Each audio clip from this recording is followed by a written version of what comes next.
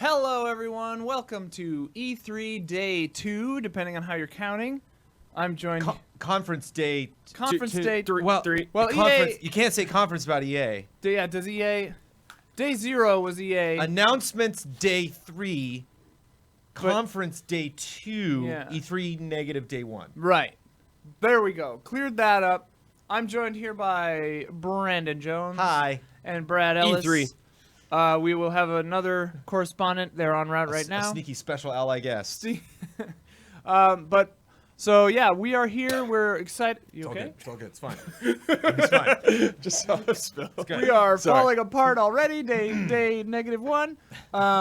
Yeah, so in a little bit, we're going to start a pre-show talking about what we expect for the PC gaming show, which I like. I think it's a nice conference. Usually, I think Day 9 and Frankie do a good job with it. Day 9 is fantastic. Yeah, I like Day 9 a lot. But first, I thought it would be good for us to kind of just do a quick recap of yesterday, the things we've seen so far. Also, I happen to be joined by two people who got to see more of Star Wars, Right. That's right. Jedi, Fallen, what have you, than the rest of us. What'd you think, Brad? Of what we saw? Yeah. I'm really sad that not everyone will get to see what we saw for a little bit. For a little bit, yeah. Yeah, we don't, like, they're going to show what we saw, but they didn't know when necessarily. But it was an extra 10 minutes, I believe, from what we saw, and it was him, like, getting into the location that we eventually saw. I think it bodes well for this game that having a different human being play it made the game feel different. Yeah. That, like, clearly the guy that was playing it was, like, cautious and was kind of analyzing each enemy. And I feel like maybe for the sake of time, the guy was kind of rushing through the demo a little bit. That we saw during the show. Yes. Yeah. It was also seemed like they were playing on easy mode, maybe. I don't know. Yeah, it's tough to... I mean, I'm not the big difficulty guy. Like, you're the... Yeah, it didn't seem particularly hard. I mean, those stormtroopers were just cutting through like butter, but they're stormtroopers. Is the flavor of your drink called rainbow candy? You bet it is, Ian. You know That's what it tastes horrifying. like? He came It over and tastes like sat down at his Skittles. desk, and that's the first thing he It's said. delicious. It tastes like Skittles water? Yeah, Oh, it's okay. delicious. GNC. Okay. GNC. You That's have right. to buy that energy drink at a vitamin store? Or you can get online. I was Wow. bummed when they showed Exclusive. the trailer right. during the Xbox press conference because he like popped up out of the water with BD1. And I Yes! was like, yes. I'm like, this part's really cool. People are gonna dig this. And then they cut, and I was like, oh, like, Yeah. and they just let that play out, and it was neat because I'm actually curious how that works timing wise in the level because you just see them kind of slowly trotting toward. Yeah. So I guess we can talk about what we saw. And so, in the interview they mentioned those are resistance AT-ATs or something. I don't know. yes, They're they're probably like a left different over. model. They're not the Empire Strikes Back model. I assume they were left over from like the Clone Wars or something like that. One of those models. But the demo started off with Cal swimming in the water, which is a nice setting, like fog and everything like that. You see two huge not resistance targets. AT-ATs walking in the background. They Right. call them AT-ATs in the game. I Right. don't want to hear anyone freaking out about it. AT-AT, AT-AT, whatever. I can imagine that AT-AT is their military distinction. Sure. And that the lay The person... grunts call it AT-ATs. Everybody calls them AT-ATs. Yeah, you got a big old AT-AT right Funny, here. I had no impressions of the Cal. I was just kind of like, yeah, I'm not really into this character They- yet. yeah, they and he didn't said do it. AT-AT, and I was like, I like him. Yeah. I like this guy. K-A-L? C-A-L. C-A-L. Kestis. K-E-S-T-I-S. Cal Kestis. What is it with Star Wars and these alliterative names? They're weird names. They love Star their Wars, man. weird names. But yeah, he's swimming through the water. He starts creeping up on these huge AT-AT, walking through the water. He starts climbing up, Uncharted style, dude, jumping from leg to leg. It's got like moss hanging down on it. As these things are shooting, Yeah, you can so see he's the pilots climbing on in it, Like, jumping on top. Then he gets on top, busts his way in. There's a couple stormtroopers. a Takes smooth out. transition going Very into smooth, the AT-AT, actually. very Like, smooth. I like that. Little like I got a little feeling of Titanfall. Titanfall had smooth transitions once you got into those Titans, baby, and I got a little ooh. Yeah. There it is. So you saw him climb up it and then get into Yeah, the climb pilot? up, then Yeah. get inside it. There's some stormtrooper grunts in there, kills them. There was It does a cute little stealth. You kind of see it in the trailer, but it does a cute little stealth thing with BD, where BD like hops up on the dash. It's like, hey, and they're like, what? Smacks. There's a little I love speeder that. bike. I dumb love droid. BD, man. There was a little speeder bike tease in there that me and Jones both looked at each other. He like got on a speeder bike for a second, then he like went back down past it. It was like a speeder For bike Return of the Jedi. deployment cannon Yeah. kind of thing. Whoa. But he like snuck through that hole to get into the cockpit area, but he like climbs on it. We like both looked at each other, We're and like, then like climbs over it. Yeah. We're like, ah. What a But I don't know if tease. I don't know if that was. The I'm tease. sure there'll be vehicles. But because this moment, because like the set piece nature of this, like showing vehicles we were familiar with in a different way, letting us control them, and it's kind of fun. It kind of reminds me of I remember when Assassin's Creed 4 Black Flag, like he didn't really know anything about assassins, the protagonist, and so it was kind of fun having him be like, I don't care, the assassin order, whatever, I'm a pirate. And so it's neat to see Cal be like, I don't care necessarily about these different factions and like their wars. Like I have my directive, I have my crew, I have my mission. When he hijacked the AT-AT, then he just went on a killing spree in this thing. Ben. Hey Ben, Hey guys, it's Ben. how we doing? That also reminded me of Respawn. I mean, like We're talking like 2 minutes of nonstop gas tanks action, all just over the blowing place. everybody up in this AT-AT, just crushing. They're shooting another AT, then the Empire starts shooting back at him. They had the bit at the end of the trailer where he's like, "No, BD1, we're not doing that again." It was like, so it was a bummer that you didn't get to see like that whole sequence. Do you know the actor B.D. Wong? Yes, Every time I hear BD1, I think of B.D. Wong. I love B.D. Wong. we need to get them together. It'll get modded. We got to get them together. That is the It'll be internet a PC challenge. mod, Somebody don't to worry. take a picture up because that's It'll be PC mod. Don't worry. Or it's just B.D. Wong, just following you around. like full-size normal guy. Or I they'll mean, just they- have a voice And, of him. and he goes beep, beep. But like real, beep, beep, beep. real talk, Brad. They're Yeah. gonna sell BD1s, right? Like there's gonna be Oh, like a oh my life-size- gosh. Yeah. Jones, you remember when they? 'Cause I need that. You remember Porgs, dude? There he is. Because He's I'm not amazing. into porgs. But I'm not saying I'm not really into Porgs either. But I'm into this guy. This guy's like a I'm Famicom way into this. robot. I get like Captain EO vibes from this guy. I Dude, get Super seriously. Famicom vibes from this guy. Like it's just such a smart. He just seems like kind of a budget droid. Like he doesn't seem like super fancy. That's the thing about like BB-8. Like BB-8's adorable, but like super fancy. Like that's Yeah. crazy droid tech. Where this guy's just so retro, and I love it. And this I thought was a great character introduction. You know, like him hopping in. Saul. Yeah. What's his Saul. name? Saul Guerrera? Yeah. Guerrero. I can't remember. And a really great moment is they had. I love like the demo teases. I love a tease literally just from the person playing the game. But the demo really stopped for a moment when he met with his crew. Neither this trailer nor the first trailer that we got focused on Cris, I think, is his pilot. Yes. Short little guy, kind of remind me of the character in Solo, where it's like they introduce an alien character who's like not super crazy annoying sass, but like he's got attitude. Like he Yeah, doesn't, sure. he certainly has his own opinions about things. And they come out of the ship like, "What's going on, Cal? Are we leaving? How's your mission going so far?" And he actually is able to climb onto his ship. Or not climb on, he walks up the ramp, and then he goes over to It's a form of kind of a climbing. Mass Effect universe map and looks at a couple other planets that all had question marks on them, and then was like, "All right," and turned around. Yeah. And when we talked to him later in the Ooh. interview, he said I don't think at this point in the middle of this mission, but at certain points in each planet, you can pick up and take off and go someplace else. Yeah. So Metroid style, if you Metroid. like get a new ability, They you're like, use "Oh, the word okay." Metroid to describe navigating through the game. So Like yeah, you is will it get like a new, Metroidvania? Yeah, you will get new abilities and come back to areas later you couldn't access to like progress the game. I hope the planet map music is as good as the music in Mass Effect. Yes. Because, boy, Yeah. Yes. that sure was pretty bopping.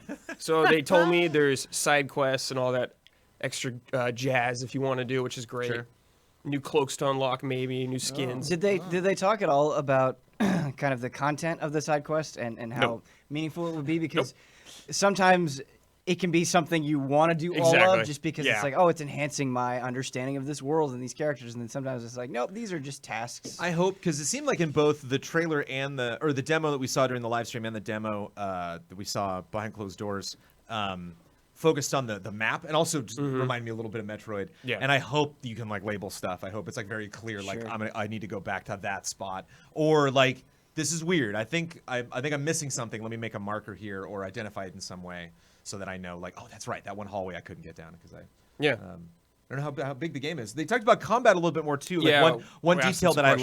liked that I hope there's this kind of like a base like invulnerability, not invulnerability, but like a strength that you feel as a Jedi. Like I feel pretty powerful, but then like the really specific nuance of Jedi skill is actually like player input. Like I actually need to be skilled Yeah, at they're it. stressing And that. one example of that was because I noticed his force ability wasn't going down when he deflected.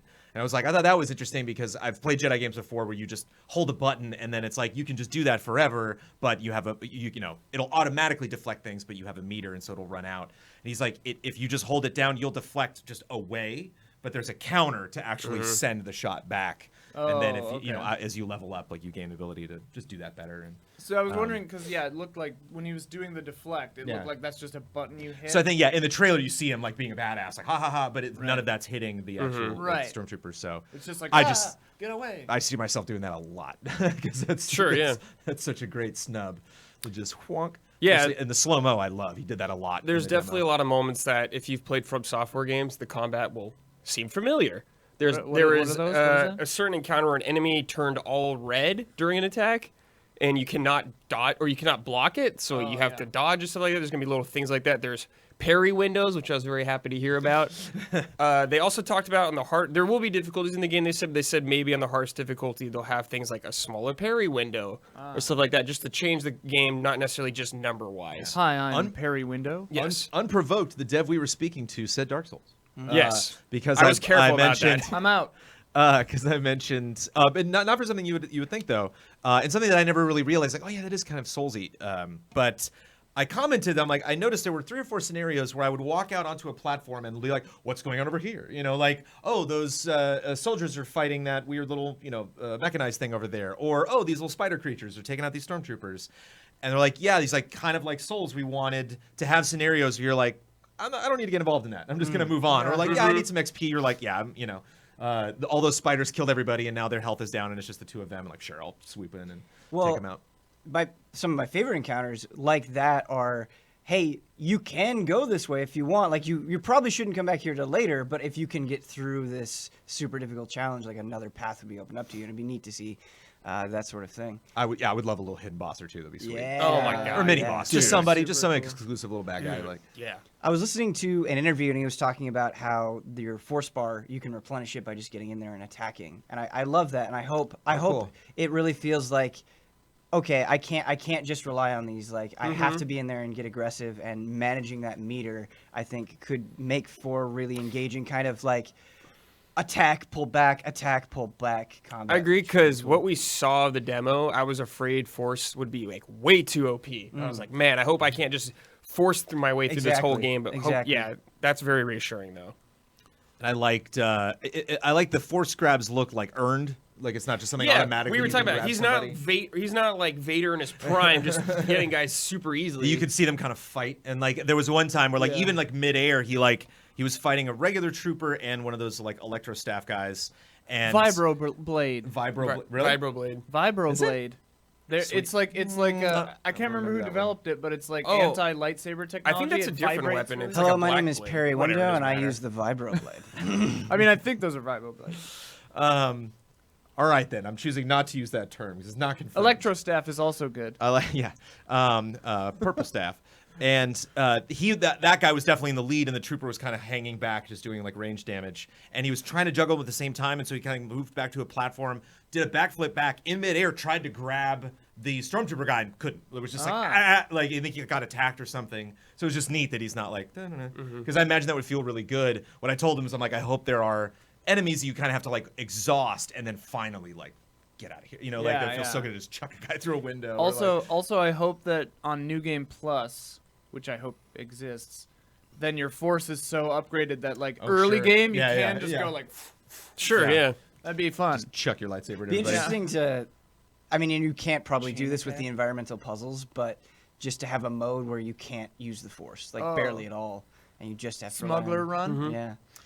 But I think what they showed was weird. I think it's weird not seeing this extra demo. So if you were like hearing what we're saying and you're like, that's not what I saw, I get it. Yeah. Like it was a Yeah, and they showed upgrades for the droid too, which I thought was cool, just to like help Oh, you fun. navigate through the environment. I do hope, to a reasonable degree, that with all the different planets that you go to, that the enemies are drastically different in each one. I It's think like, okay, I can they only- actually brought up something like that. Okay, I'm pretty great. sure they said something about having a lot of different types. Yeah, because That'll- it was kind of funny because after that original demo, I was like, okay, looks good. It's like Dark Souls Uncharted, fine, you know. But then the trailer that we saw at whatever the other thing was, Microsoft. yeah, it got me more hyped. Yeah. So it's funny. Yeah, definitely hyped for it. Really need to play it though. I feel like that's a game like Yeah. really got to play to get How's the feeling it feel? for. Yeah. one of the force powers the dev said he really likes to use is slow mo on people he's thrown off ledges. Chuck Yeah. them and then just see Very them, like, sadistic, staring at yeah. them, like, it's really Enjoy your death. realizing. Good Like times. slow-mo from Yeah, Dread. it's like Dread. That's exactly. Mama. Yeah. Oh, that movie's so good. But that was Saturday when we first saw that. Yeah. Then the trailer again yesterday, Yeah. and that kicked off. Well, yeah. Let's start Microsoft. about talking about day one, which was yesterday, depending on again how you're counting. What are the things that we saw yesterday that have you guys the most excited besides Keanu Reeves? Elden Ring. Right. Elden Ring. Elden Ring. So even with the leaks, you thought Elden Ring was I mean, just like the idea of this game, Right, like the interview I saw later on is like, yes, yes, yes, yes, this is And great. I'm gonna say it every time. Phantasy Star Online 2. Yes, baby. that's yeah, a anime, Yeah. dude. And also, I don't feel like we really talked about it that much, just because I think we're used to a new one coming at a pretty regular pace. But Tales of Arise looked awesome. yeah. It really It did. looked really good, man. Yeah, like it they're looked really, really they're good. really trying. It looked like they're trying different stuff this time around. So, Yeah. like obviously with the art style. And we do have like kind of a general summary of the premise, and I think that could be interesting as well. What's the premise? So basically, there are these two worlds, and one has like all the privilege, and the other doesn't. And Classic. there's deceit going on. There's the people who don't have that privilege being taken advantage from, and these two characters come from those two separate worlds, and they have to kind of come together and get through a situation. So I think that could be interesting. Sounds good. Yeah. The title is so weird. I remember. I think you just get so Ferris. beaten down with like crazy JRPG styles. Just like Yeah. whatever. Yeah, Like, I'm kind of numb to it. At There's this no point. colon. There's no like. Nah, Duske that's just in the there? way it is. Infinite undiscovery. What? Yeah, Jones, if I could tell an anecdote that hopefully doesn't embarrass you. I remember back when we were doing the VO of Dragon's Dogma. Do you remember this? No. The player character is referred to as the Arisen, right? I say Horizon. No, you said Arisen Yeah, totally. because it was capitalized. It was always capitalized. And then I was like, Jones, that's just Arisen. And you were like, oh. They had one 'cause you thought it was yesterday. like some crazy fantasy Yeah, word. no, of course. They had one the other day. Fragile. French. They had one the other day that was, it's Imperator, right? I-M-P-E, she said Imperator. Oh, I was like, Imperator. Yeah. I wonder if that was- Imperator? Yeah. But I mean, pronunciation's I would fine. love to kind of be on Jones's side. Right.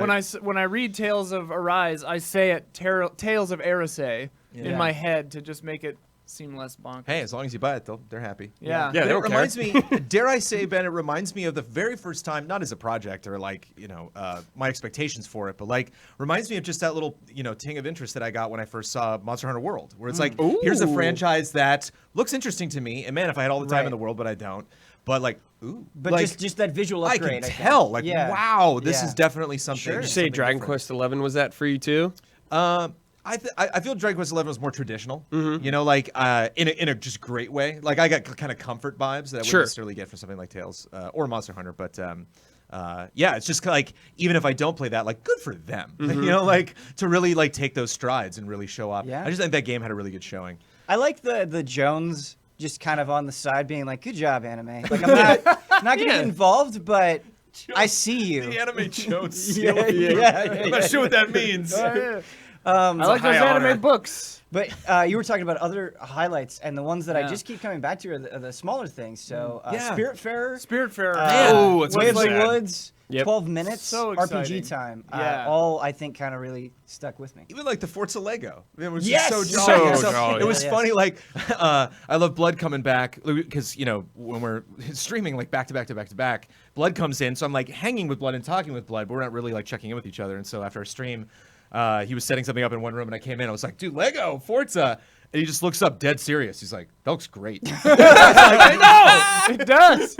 I loved I got Game Pass. I'm going to check that out, man. Like, I loved the That looks lighting. The great. lighting they did on the McLaren was very smart because we were all just like, "Oh, okay, they have a car on stage again," because they lit it from behind. Right. So it's just the silhouette.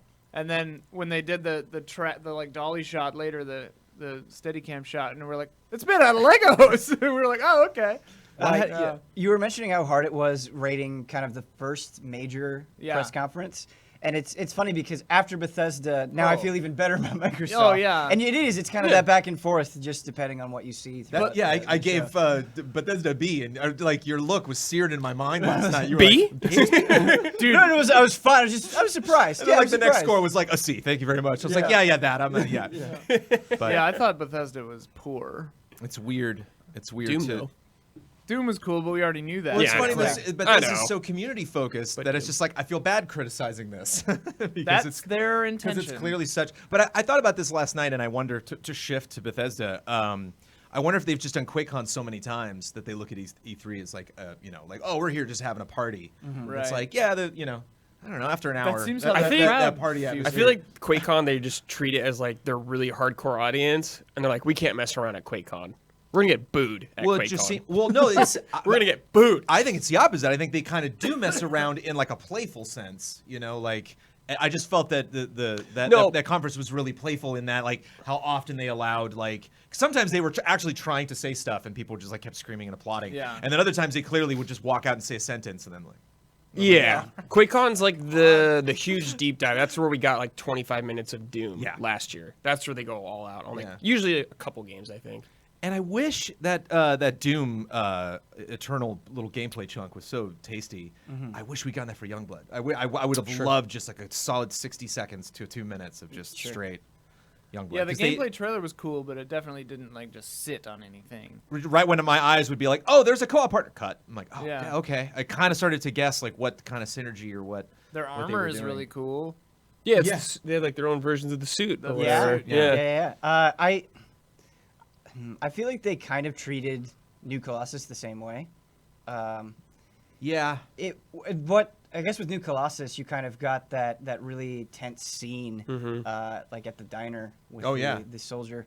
Right. But yeah, I mentioned yesterday that I wonder if just the story focus changes it for them. But also that game is almost out, and so I wonder if Sure. there's like, hey, we don't want to give you too much because you're going to play it very soon. So. It's interesting that Youngblood's in the 80s, and like especially the first Wolfenstein, like just the style of it was so. Or was that New Colossus? Where did they do like all the commercials? And they did because it was That was New Colossus. They did that for New That's the Colossus. second Yeah. one, yeah. So that was after the time gap, because I remember they released like new music too. That was like these albums if the if the Reich had won the war, and I'm surprised maybe that's where all the attitude is coming from, is like their 80s take on Wolfenstein. But it was weird seeing something like Death Loop that to me was way more stylized, almost kind of like No One Lives Forever. What was the? Yep. Is I that was the thinking that too, yeah. spy game? Yep. Yeah. Nice.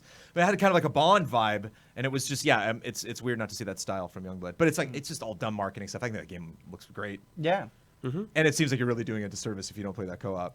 Oh yeah. Oh, I think Oh, that yeah. game's designed from the play ground it? up. You can Yeah, play you it can. single They player. mentioned that, I don't think you would want to. Yeah. Yeah. I wonder how long it is. Co-op games usually run shorter, I feel like. Yeah, it's kind of confusing because I don't think they've come out with a length, but they've said, hey, like we're gonna make this a bigger, more open experience in terms of environments and the options that you have. But I don't know if that necessarily translates to length. Length, Like right. it could be a relatively short game that you just have a reasonable amount of freedom in. So Is who it a knows? full price game? I'm not sure. That's a good okay. question. I wonder if they're just treating it like Old Blood or something. Yeah, you do get a buddy pass. I think if you get the online deluxe edition. Oh, okay, where, that's cool. Like you can buy it and then you Play can with a set it friend. to Give it to your You both friend. have to be online. Of but- course, yeah. Yeah. That's cool. Yeah, I mean, I guess if we do see a price before release, that'll be a good indicator of length, right? Like if it's 19, I can't remember how much Old Blood was. Was it 20? I think it was 30. I yeah, wanna but say. if Something like it's that. 19, 30, or 40 or 60, it'd be a huge indicator of how big that game is. Spiritfarer was very cool back at Microsoft. It Yes. just looks so good. Well, like that was the thing. Was Amanda had a big event last night. We were just talking to each other about our busy days yesterday, and she's like, "Oh, it's like how was E3?" And I'm like trying to think like what would she be interested in, or like what really like moved me today. And I'm like, I was all these little tiny things. It was all like even like I know like Deathloop and Ghostwire aren't like tiny games, but like we don't know a lot. Ghostwire- Right. They really were just Ghostwire looked awesome. they really were just tiny moments. But like man, that's really the stuff that stuck with me. And Ghostwire's next gen, right?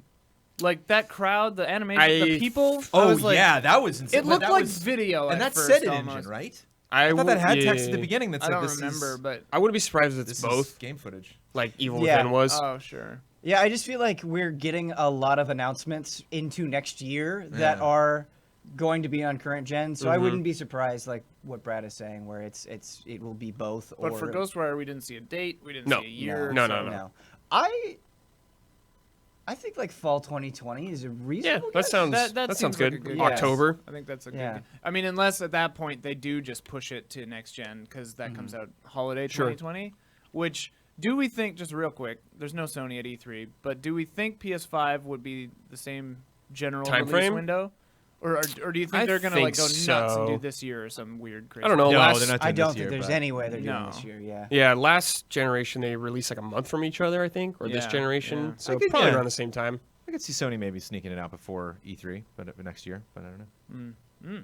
That'd be interesting. Man, sneaking out before 3. I was Yeah, thinking yeah. maybe And then come back to like a E3 month with or a- two. That's what I ahead was of thinking too. Microsoft. Yeah. That'd be crazy. but- yeah. A whole season ahead. Wow. Yeah, that'd be intense.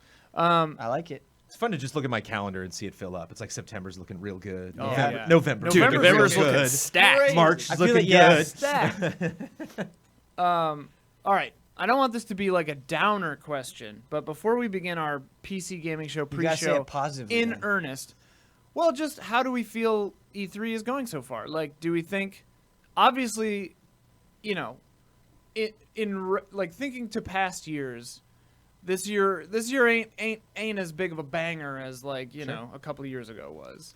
With the orchestra. I had this sensation because I was reflecting on E3 and I was thinking, boy, the way the cycle of games from announcement to release has just changed so much. Sure. Where a lot of the things that we're seeing are things that we've been hearing about for years, and it's just these games and these projects that are so big that that's kind of how it goes now. You're getting less of here's this new thing, it's coming out this year. It's a lot of here's this new thing, we'll tell you more about it someday. Right. Or, hey, do you remember when that was our attitude last year? Right. Well, now we'll give you a date and it's next year. And Well- so it's just, yeah, the timeline for these games is just keeps getting bigger and bigger. To interject quickly, I mean, that was the reason stated by Sean Layden that Sony wasn't coming, is because he's like, it's just the same 4 games that we showed you last year. And, you know, and I mean, obviously, I think also there's other stuff going into that. I think he doesn't really like E3, but like he was basically just like, the release of these games hasn't happened yet. We would be doing the same thing that we did before. It's just like, yeah.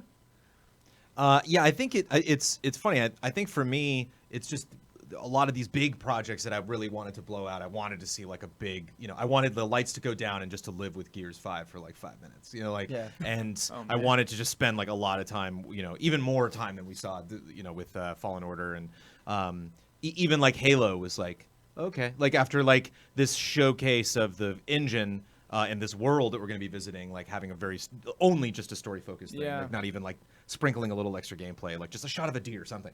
But I feel that's really not only being supported for me by a lot of these just really fun project announcements that just kind of, especially Deathloop, like so many questions. But you know, looking ahead at the appointments that we have, you know, Tuesday, Wednesday, Thursday, it's like that's the good stuff. There's like a lot of things that they're talking about that's like, I just want to play this damn thing. Yeah. Or really like get a chance to interview somebody. We actually have more to tease our Tuesday, Wednesday, Thursday. We're actually doing more interviews than I remember us doing the last Yeah. couple of years. Yeah. And I think that's something that's kind of changed with ECA, that it was nice initially when I would go to preview event to like interview. I'm like, that's fine. Like the Days Gone event, it's like, Thank you, no. I'd rather just play Days Gone like the entire time. I don't necessarily need to like ask like specific questions. I'll get a lot of answers from like finally getting, you know, being able to play this. But it's gonna be nice to really with Star Wars. It was just like, oh, Yeah. thanks. Okay, Yeah. I have a very specific short set. Because when we were we had more time with Star Wars, but we were like, I think we're good. Yeah. It was Yeah. just that I really needed to. Well, and it's interesting clear up. too because a lot of years at E3, I mean, and my experience is a little different because I do fewer appointments. I'm gonna shoot some of those interviews, Yeah. you know. But like, for me, the excitement usually is the press conferences. It's like, oh, we're gonna see all the new crazy stuff, and it's gonna be amazing and startling, and you know. And then the show floor stuff is just getting hands-on or demos of the stuff we already saw and knew about. Whereas this year, like, there are a few things I know about, and I know about less than you guys, but like that we're going to be seeing on the show floor that we may or may not even see today or tomorrow or yesterday. Yeah, that was the thing that I wanted to say is the avenue with which game information is coming out, it's just getting so decentralized. You never know where you're going to hear about something. I mean, we had Death Stranding have a huge blowout last week before kinda 'cause E3. they wanted to? We had the Final Fantasy VII Remake date announced at a concert. Yeah. And so it's just, you never really know where something is going to come. Gears of War 5, it's like, hey, you want to see this in action, go to Mixer. And so it's just these companies kind of creating their own space in their own way, and really trying to find a time, and it seems like it can be any time for them to talk about it. This is the the tip of the iceberg of a much larger conversation, but I do think that we're going to see a sea change when it comes to E3. I think the nature of this convention is going to change over the next few years, course. as it already has been for the last Yeah. 2. And like I really do wonder what E3 is going to look like in another year or two, because I think it might be super decentralized. We might not even have as much on the show floor. I wonder. I don't know. Yeah, Oh. I still think there is a pretty big importance on hands-on, and so Sure. yeah, I do think maybe the announcements are going to keep changing, but those 3 days, Yeah. Tuesday, Wednesday, Thursday, I think there is still a great value in getting a bunch of people to come Yeah, and for get hands-on in your game. And I just think there's a little bit of a sacrifice, like shifting over to other platforms. Case in point, like all of the EA original information that came out during EA Play, like I found out through Slack. It was like I was there. Right. Yeah. I was at EA Play. I interviewed like lots of people I met, like, it was all over the place checking out everything that was available. I saw like their entire live stream and then got back and my blood's like, oh, here's this. And it's like a montage. Like, there's Joseph Ferris talking about like what they're working on. Like, that would have been nice. That is, Bummer for yeah. these people to get the shaft. Also weird to have Xbox be like new reveal in montage. You're a montage game. It's like, it's kind of an interesting slight. It's like I just still think like there is a time where we are all paying attention. Like there's definitely a moment where I don't know if the concert, sure, you're gonna have fans there, but it's like it's weird. You mentioned that video featuring Joseph Ferris, and it is just Joseph Ferris being Joseph Ferris. Oh yeah. Like that guy is just a firecracker. If you're missing that for someone, you're like, Right, I right. just need some You Ferris definitely in my get life. Go find that video. a heavy dose. An industry friend of mine, I honestly don't remember who, told me that like in the notes of their like PR division about him, it says like potentially controversial. Like, they have like notes about him, like high energy, potentially controversial, like color coded. He's like deep red. Yeah, it's like use wisely, like emergency in case of emergency, break out this guy. All right, but it's 9:30ish. Let's talk about the PC Gaming Show in earnest. It's hosted, of course, by Sean, Day9, Plot, yeah, and Frankie Ward. And they've done it the previous years, and I think they do a great job. I think Day9 is fun to watch. I've seen a lot of his Magic Arena stuff. Recently, he was playing with a friend of his, and there was a crazy combo that resulted in not Day9, but the other guy having 518 health. It was pretty amazing. Yeah, I was going to say, when I think of Day9, my favorite moments of his are when he's playing a game and either he makes a catastrophic mistake or just like a catastrophically bad thing happens to him, and he just starts laughing. He just laughs through the whole thing. Like, it's pretty great. And that's a good attitude to have in life on the whole, I think. But the kind of uncharacteristic to other conferences, the PC Gaming Show did put out an article saying kind of a lot of what to expect, like very specifically a lot of what to expect. I have a whole page here in my horrible handwriting. I was gonna say, I'm not hosting this. You read that. Yeah. Here, just give it a shot. What does that say? Evil eclairs, two cougars keeper-esque. That would be a fun game. What did you just say? Were you speaking in What's code? happening? Evil eclairs 2 Cougar Keepers plus.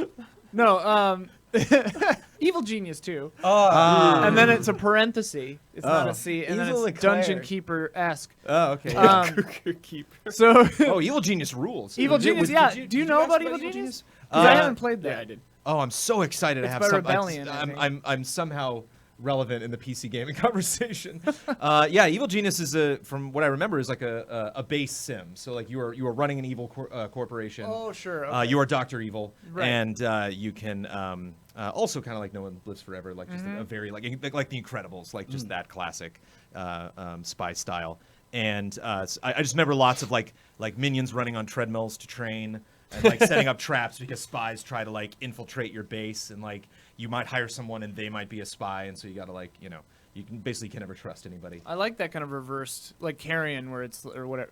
Carrion? Yeah, Yes. another The reverse standout horror from yesterday. experience? And I'm like, totally. Oh yeah. Want to play I that? love that, playing as the bad guy boss dungeon. Jones, that description immediately triggered Team Fortress 2 music in my head. Like, Uh-huh. "Darn, Yep, that vibe. Yep.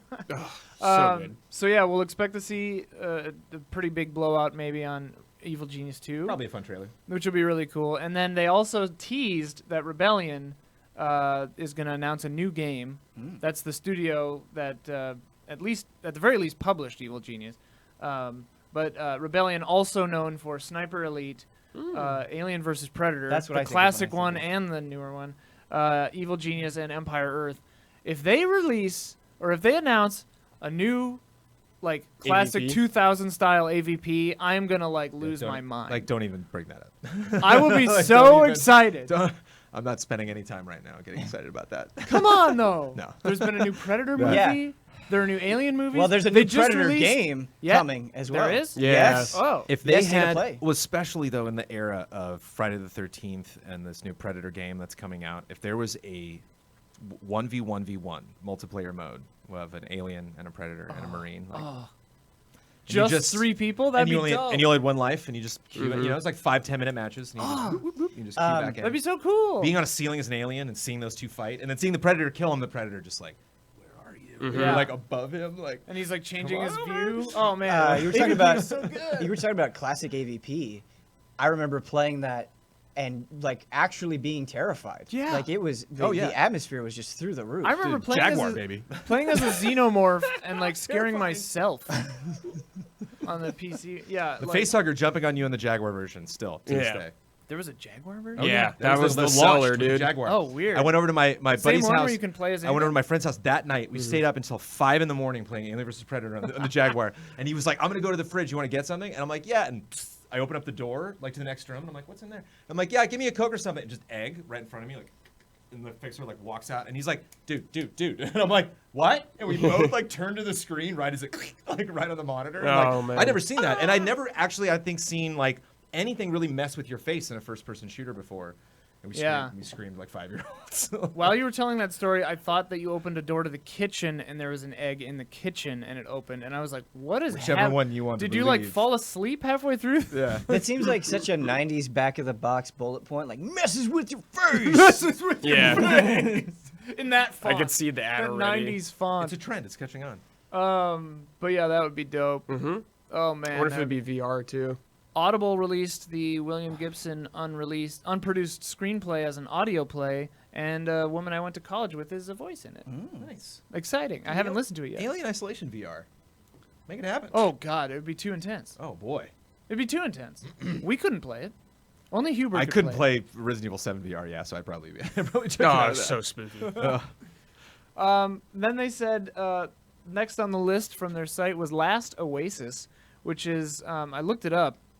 It's a nomadic MMO, and it has really, really cool vehicles. It's like a weird. It's sort of like Mortal Engines meets like Blood played this. The steampunk. big wooden Yeah, contraption. they have Oh, like yeah, yeah, wooden like instead of wheels they have like legs, and like in a video trailer I saw, they were like a bunch of little guys on these wood legs things trying to take down what looked like a sky pirate ship, but was like climbing on the ground also. And I was like, man, this looks kind of cool. Yeah.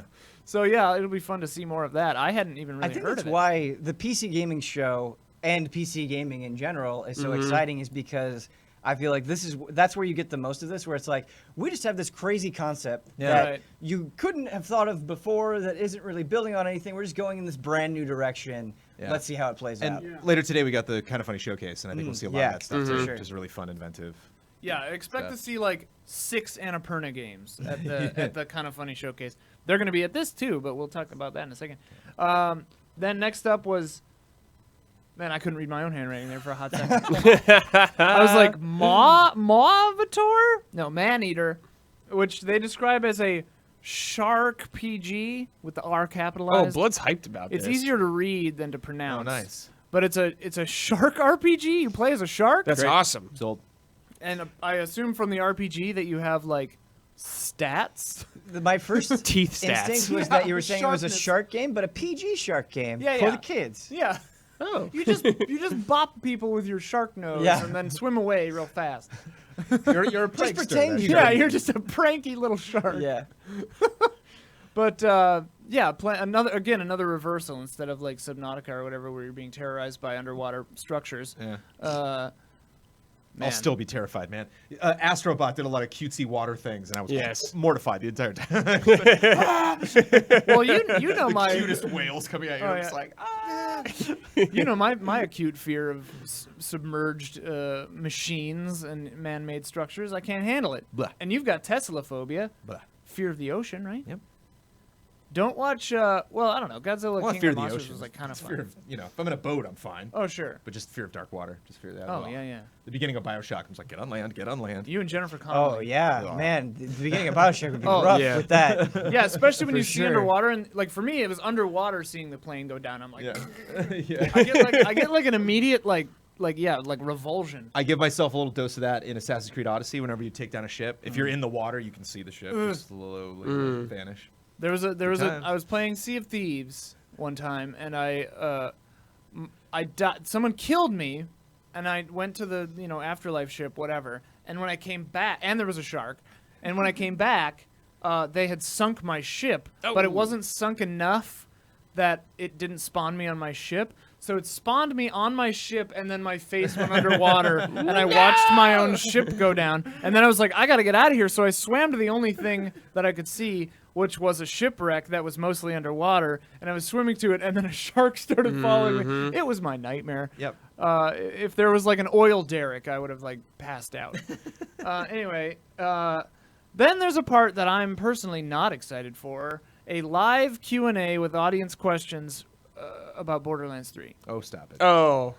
I was going to say if think it's it could just be live fun. Q&A, I think it that could be be great. really cool. I just think it'll be long, is why I'm not excited for it. Will Randy Pitchford be there? Take a break, don't you know. know? We- The you thing- know? If he's Go there, blow then your it could be nose, real research interesting. break. The thing about audience questions is it can be the Wild West. That's Yeah. true. That's And true. it can We'll be have a bad in a breakfast bad burrito? way. It can be bad in a good way. It can be good in a good way. Well, they're It can be using good in a bad technology, way. so I think they're gonna cherry pick the good ones. Yeah.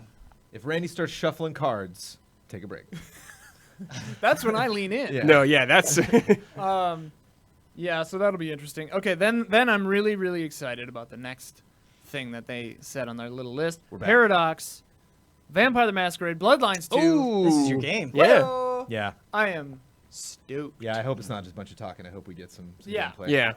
Yeah, this show is usually a mix of really big deep dives on a couch and then a cool trailer or game demo. Yeah. Sometimes that works, sometimes that doesn't work. We'll see what happens. But this show, if you haven't seen it before, is definitely more deep divey than other. Yeah. It's not meant to be like an entertaining, zippy 1 hour presentation. Yeah, it's usually a pretty long show. Yeah. And also just so if you're looking at our schedule, we have on our schedule, we're going to do a Ubisoft pre-show at noon. We will not switch away from an active press conference to do a pre-show. So if this is still going, we're going to let it ride and up until Ubisoft begins. Then we would switch over. So we don't know how long this is going to go. We're not sure. In Sure. previous years, it's been 2 hours, 3 hours. Gotcha.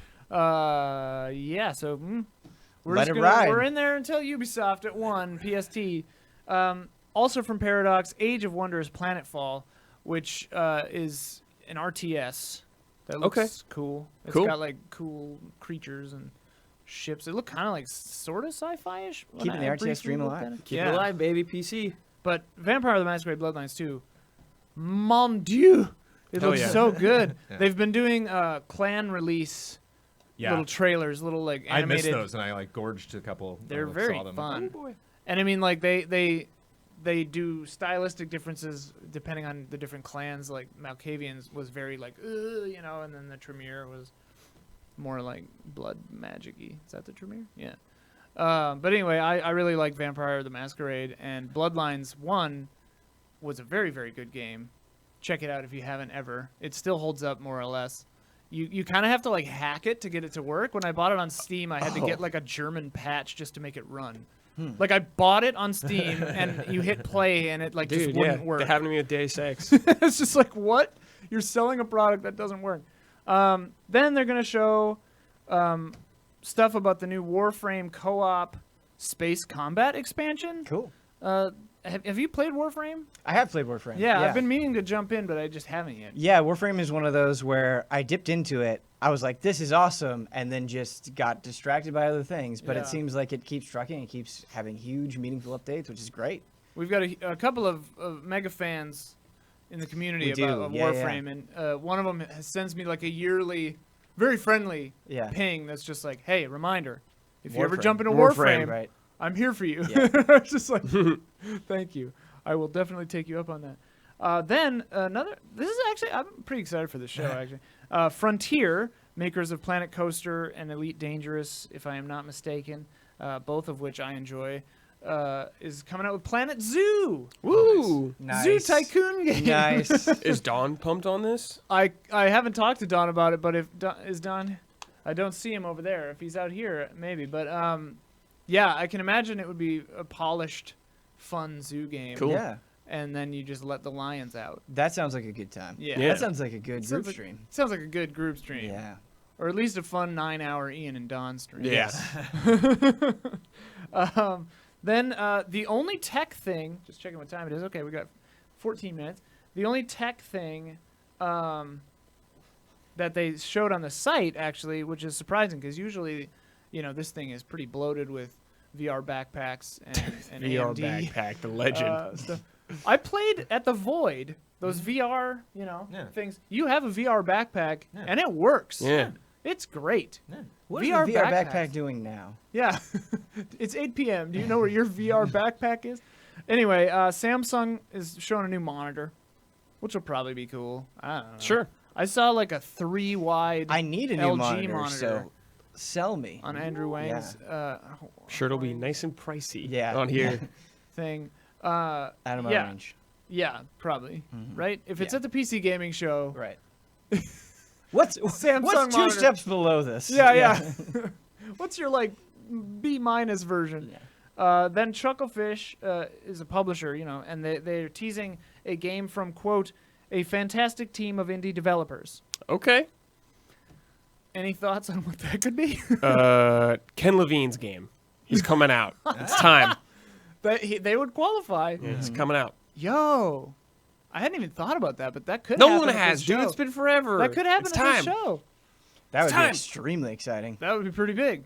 Chucklefish publishing that would be kind of weird, but then this one's gonna be good. Fat Shark. Do you know who Fat Shark is? I do. I know Fat Shark, and I know what they make, but I can't remember The it right logo now. is a shark swims up to the camera. And Vermintide 2. Yeah, there we go. There we go. Publisher, I think. I don't know. No, dev. Whatever. I've seen your fat shark. I have Yo, seen this Fat Shark. you remember that trailer that we saw? Yes. Ooh, That the was Vermintide one? amazing. Vermintide 2 has a new Yes. expansion coming. Yes. Introducing the Goat Boys, and I am excited. And just general tragedy. yeah. Yeah. The trailer, Holy if you shit, that haven't trailer's seen it, so dark. is an emotional, dark roller coaster. Is that E3 trailer? That's we watched it before E3. It was during the E3 hype train stream that we did on Tuesday.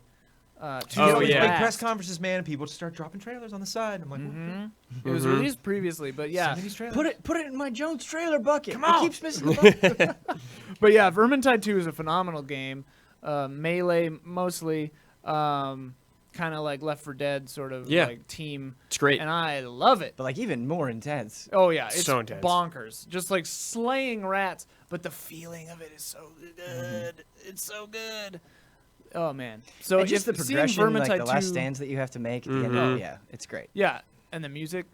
But yeah, if we see gameplay of this new expansion, that'll be very exciting for me. Yeah. Then we've got Funcom. Looks like Funcom. I need to slow down when I write. Yeah. They did Conan Exiles, Oh.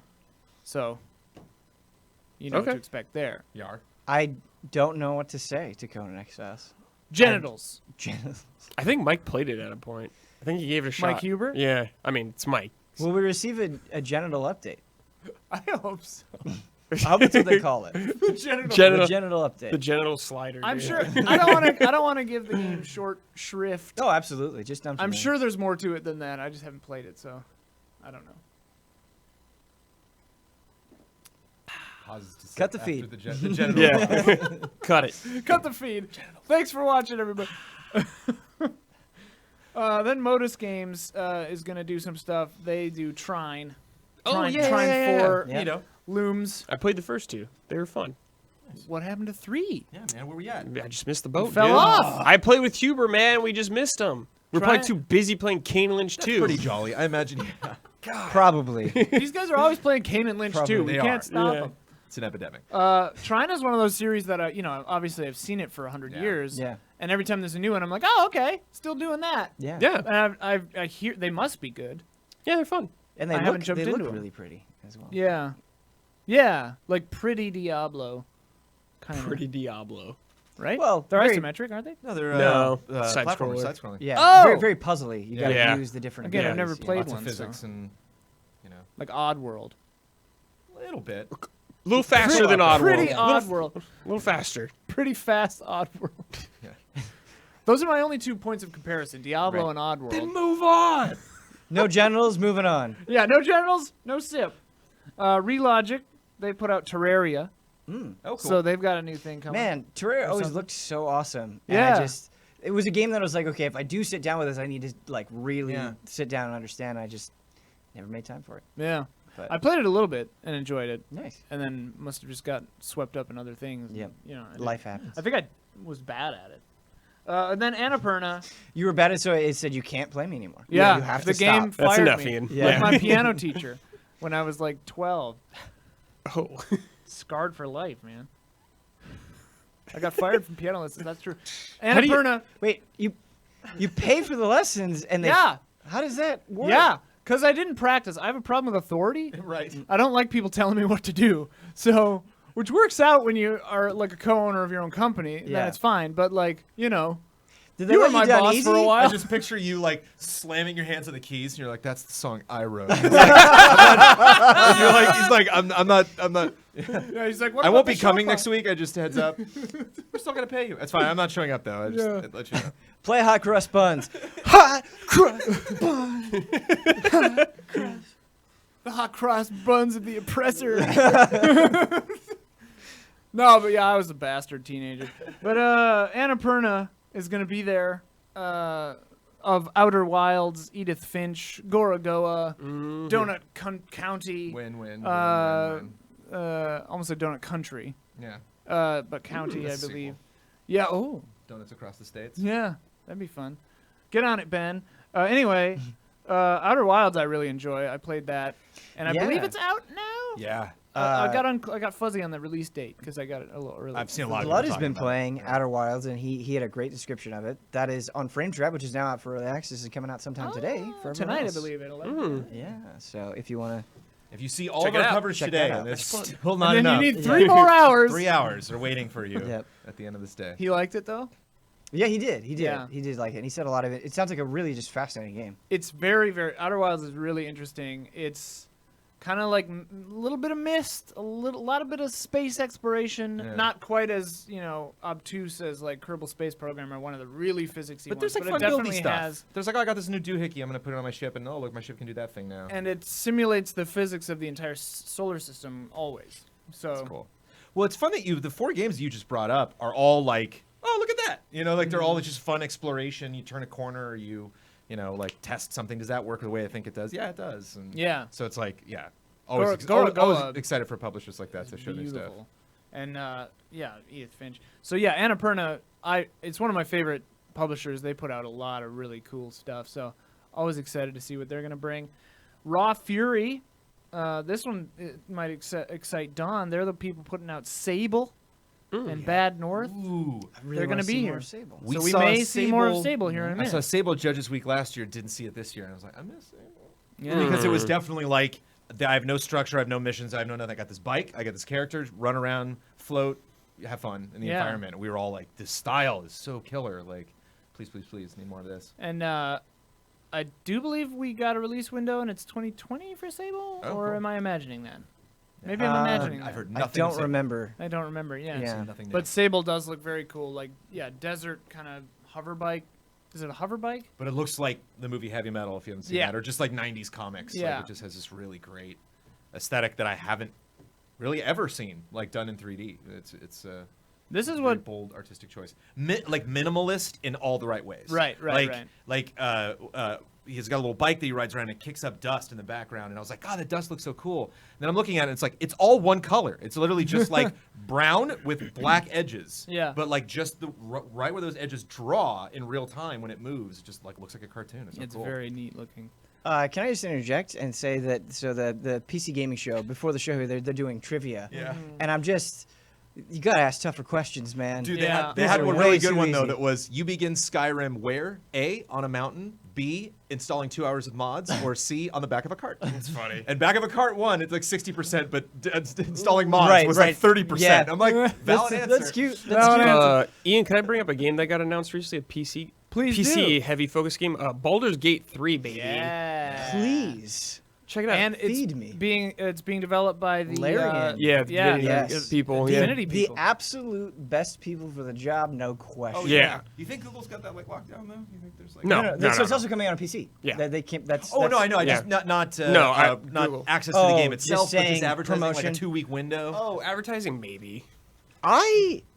Maybe this is just me wanting it. Yeah. But I could absolutely see it. You know here. what? And I having want it it be too. kind of like the Yeah. biggest. It's one of the gonna biggest show up. things. Brad, here. when we were talking about this the other day, you summed it up in the perfect way. Do you remember what you said? Oh yeah, I was like, yeah, they've already been making Baldur's Yeah, Gate games pretty much. Yeah. Yeah. They've been exactly. working, Yeah, exactly. basically doing this. Yeah. And that was, yeah, not to be a pessimist because I think I played Baldur's Gate, but like for a little bit. But it's always interesting. It reminds me of GoldenEye, where people are like, they should bring back GoldenEye, and I'm like, I don't know. It might have just been the 90s. It might have just been like that special time. Yeah. And I wonder if like because we've had so many great games that have learned from Baldur's Gate. I'm Well- just curious what it is about Baldur's Gate specifically that like is missing from this genre. That you're I like, mean- oh, finally it's coming back.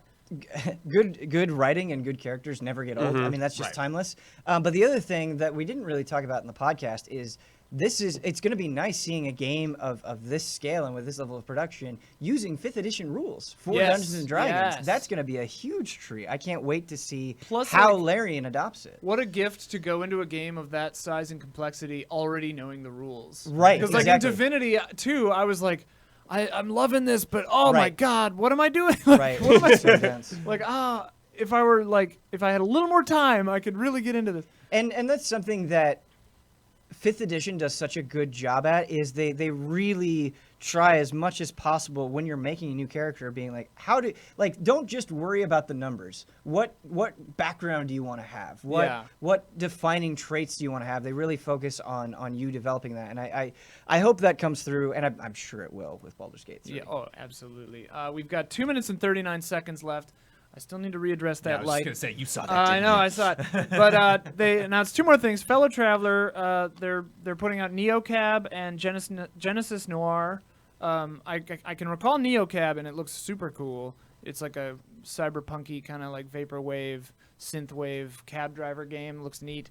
And Coffee Stain Studios recently put out Satisfactory, at least in early access, or it's out now. That was that cool. It had a really funny trailer. It's sort of like Factorio, but first person. You're building like a giant factory and trying to get stuff going. But this is kind of the main crux, and what I love about PC gaming on the whole and the PC gaming show is, like, as you've heard in this discussion, you know, there are several of these games that we're very well versed in. Others that, you know, we haven't played. Like I thought Trine was a different kind of game, and you know, I was just, Right. and that's what I love about it is it's so varied that there really is something for everyone, and I think that this show does a good job of having a lot of something for everyone. So Yeah. if you're not into RTSs, you know, they're going to show something else that you're going to love.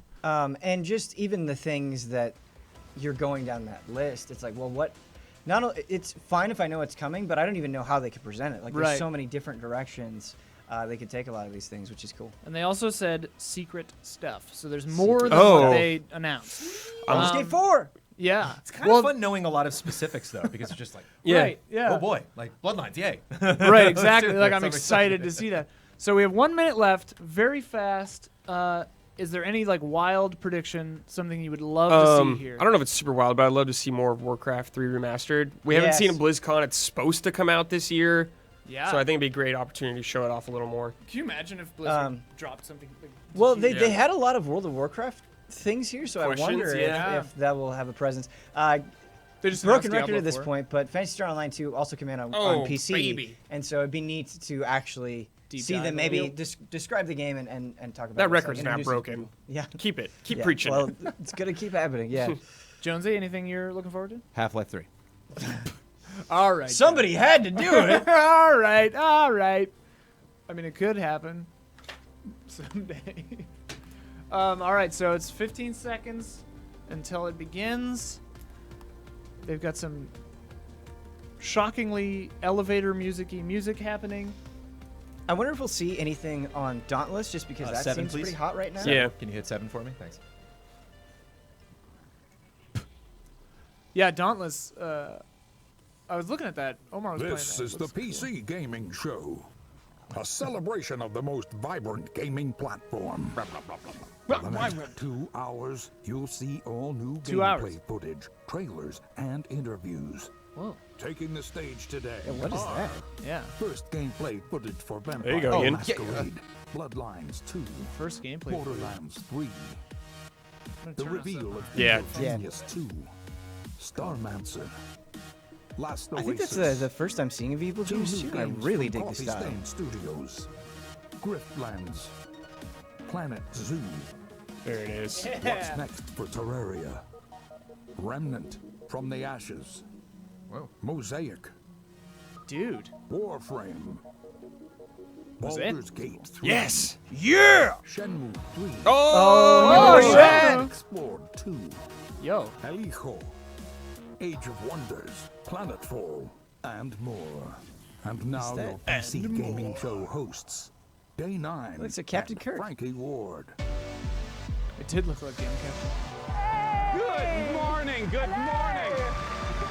Yes. They got like a runway, dude. Yeah. Ladies and gentlemen, welcome to the PC Gaming Show. Yeah. Yes. We're so happy you're here today. We have a great show for you lined up. We got 30 games that we're going to be showing off. 30. Some of them will be updates to existing franchises and titles. Others will be exclusive world first looks. Y'all ready? Well, I first want to thank our sponsors for sneaky. helping make this event possible. Without their support, Probably this a more event would not reserved crowd happen than each year. So Bethesda. thank you Yeah. so much. Thanks to I- you for one can coming out. hope. It's 10 a.m. Yeah, in Los one can Angeles. hope. Happy Monday, everyone. Best day of the week. Hello, all of you up in the balcony. And of course, thanks to you tuning in live from all over the internet, YouTube, Twitch, Twitter, Facebook, wherever you're tuning in from, welcome. We're happy to have you. My name is Damn, you wanna Day9. see I'm one of your Baldur's hosts Gate for this 3. event. Hell Joining yeah. me is the fantastic Frankie Ward. Hello!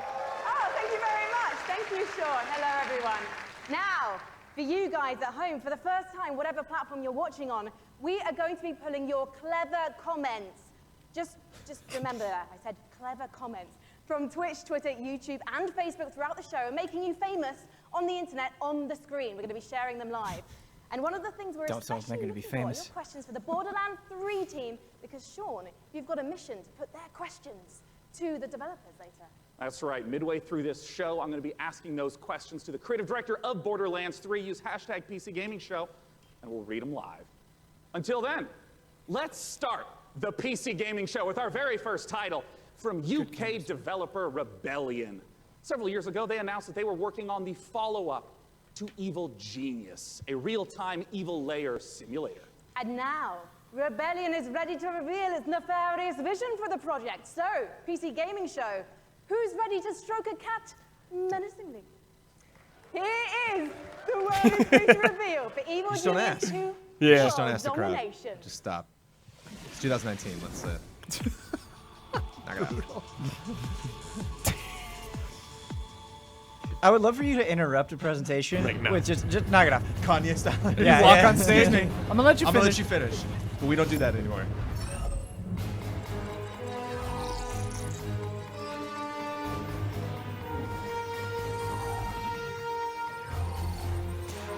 You could like see it in her eyes too, like before she finished the line. It was just like a little bit of a Should drop. have went off script.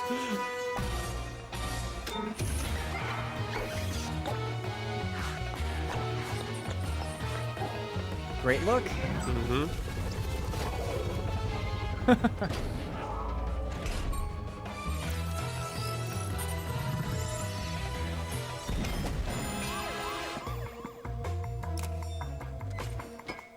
Different kinds of minions. Yeah. Uh-oh.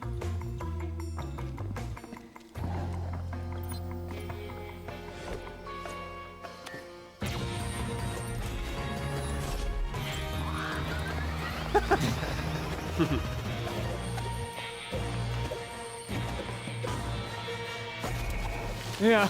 Yeah. Got him.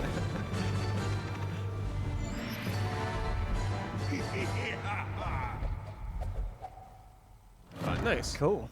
Very cool. World domination. So I wonder if those are those like different evil geniuses that you Yeah. can select, and then you get a different style pick your character. Yeah. That's It's cool. one of the most beloved RPGs ever. And with me to talk about it, I have Brian Mitsoda and Cara Ellison from Hardsuit Labs. Now, Brian, you were a writer on the very first game. So what does it mean for you Which to game? finally get to work on the sequel? Missed it.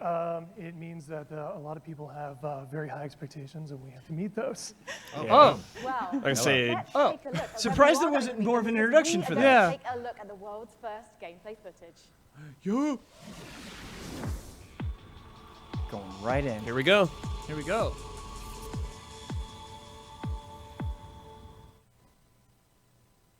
Why even bring them out for that? Guess I have to be the one to tell you. You're dead. Oh.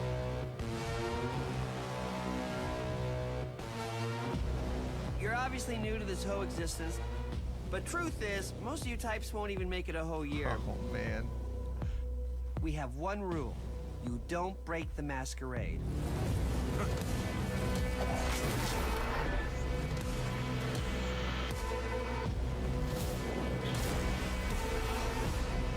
Kind of getting control vibes. Oh, yeah. The city. They're We're leaning all on the fighting style. over scraps here. Oh, my God. Come on. Welcome to the first day of the rest of your death. Having fun yet?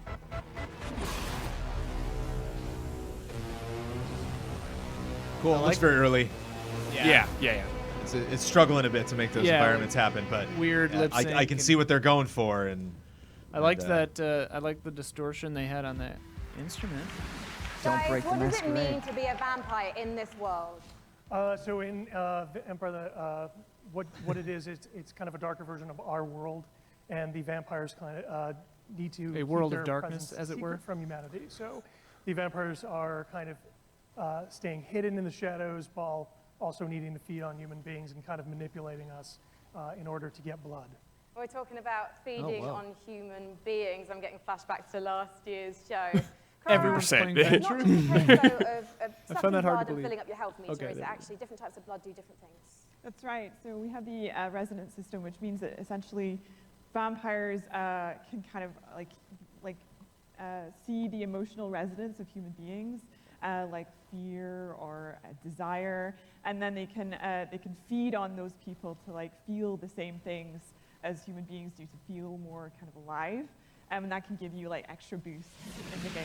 And there were some really interesting characters hey. in that Oh, trailer there's just as well. What no kind of relationships are we going to be forming with them as the player? No. oh, never mind. Yeah. Well, very fragile, very volatile relationships, very mature relationships. So it's going to be a fun time. And one thing that was really intriguing to me when I was learning Mature. about this game is Nice. you don't just Nice. get Yes. Listen and Nice. turn into Nosferatu, Dracula, or Brad Pitt. And to be honest, I think you should maybe put Brad Pitt into the game, because then I'm definitely playing it. You actually have to adjust to your environment to becoming a vampire, Clara. That's right. So essentially, in the game, when you were made as a vampire, sort of very young vampire, a lot of other vampires are made at the same time. Do you know if it's solo first in this person? thing called the Mass Embrace. If you can do Yeah. third as And well. that means that Oh, essentially the other one you could switch, they're yeah. having a less lucky time What's than you in the world. kind of so exciting about the You're last having a few relatively good years time is compared to them because they don't know what they're doing. They're nothing going is off the table. Baldur's Gate coming on back their after own, forever. and Anything is Vampire possible. coming back after family, forever. Anything's possible. Shenmue coming. they Except are Half-Life a 3. wife and children, and you are morally objecting to drinking blood to survive, and so you might have a less good time, let's say, than the player is having. So you can find them throughout the world as well. And Brian, the first game came out in 2004. You've been waiting 15 years for this. Any pressure? Yeah, tons of pressure. But yeah, we're going to make it worth it. Well, you know what? I think there are people around the world watching this, and of course the audience here, and they all can't wait to play this game. Can you wait, guys? We stop asking! Stop it! Everyone here now. When are we going to be able to That was play a this game? very subdued. The question is we're too going, complicated. They're tired, man. Q1 next year. Fantastic. And when can we learn more? Bloodlines2.com. Thank you so much, Brian and Cara. Good luck. Give it up, guys. Yeah. Game looks super Now, cool. have you ever wanted to play Dwarf Fortress in space? Starmancer is a space station sim from Ominux Games and Chucklefish. After a catastrophe on Earth, humanity has launched a desperate attempt to find refuge among the stars. Your task is to manage a colony capable of sustaining life, crafting components, controlling colonists, and sending out crews to mine asteroids. But when you're living in space, there can be big consequences for even the smallest mistakes. Let's take a look at the brand new gameplay for Starmancer.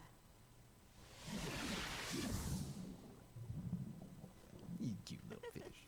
Yeah, great logo. It chuckled.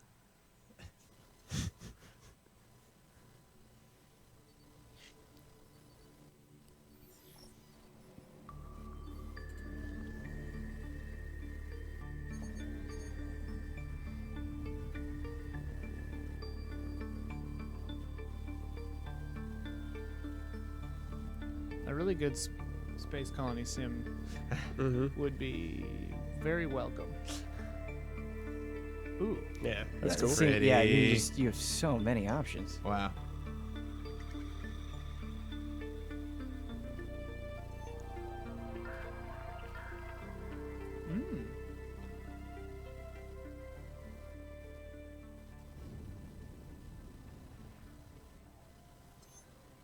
Uh-oh. Uh-oh, these guys.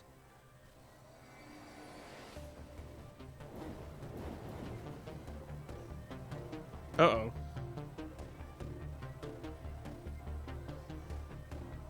Loving these scenes.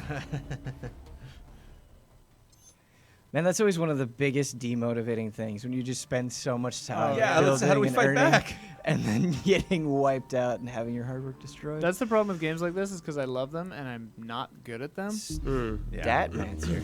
Get beta access. Our next guests both started as modders, and now they each independently run their own studio. Let's welcome to the stage from And now, Tripwire, they hate John each other. Gibson Yeah. and Torn Yeah, Banner, they're not friends Steve anymore. Piggott. And now we will watch them Sean. fight. Now I understand. Both of you started as modders, working independently, running your own studios. Talk to me about the collaboration that you started together. Yeah, Steve. So we've known the Torn Banner guys for a long time, even Oh. giving them Yes, some I've wanted to advice see when this they was. were modders, For a second I going thought he was commercial, called Sean helping them not make Steve. the mistakes that we made. And we've been friends, and we've always wanted to work together. And now we've sort of formed this independent, former mod team, professional super group to get an awesome game out to fans. Yeah, and for us, this is a dream partnership as well. We've always been really close with Tripwire, and we really respect their games. We see them as one of the few studios that's bringing true innovation to the FPS genre, and that's what we're all about as well. Well, let's take a look at this upcoming collaboration between Torn Banner and Tripwire.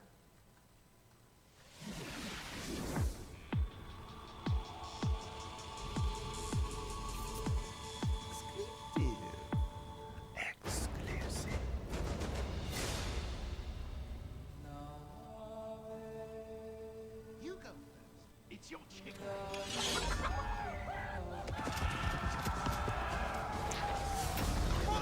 Yeah, man. Chivalry 1 is difficult. Yeah, it was so fun.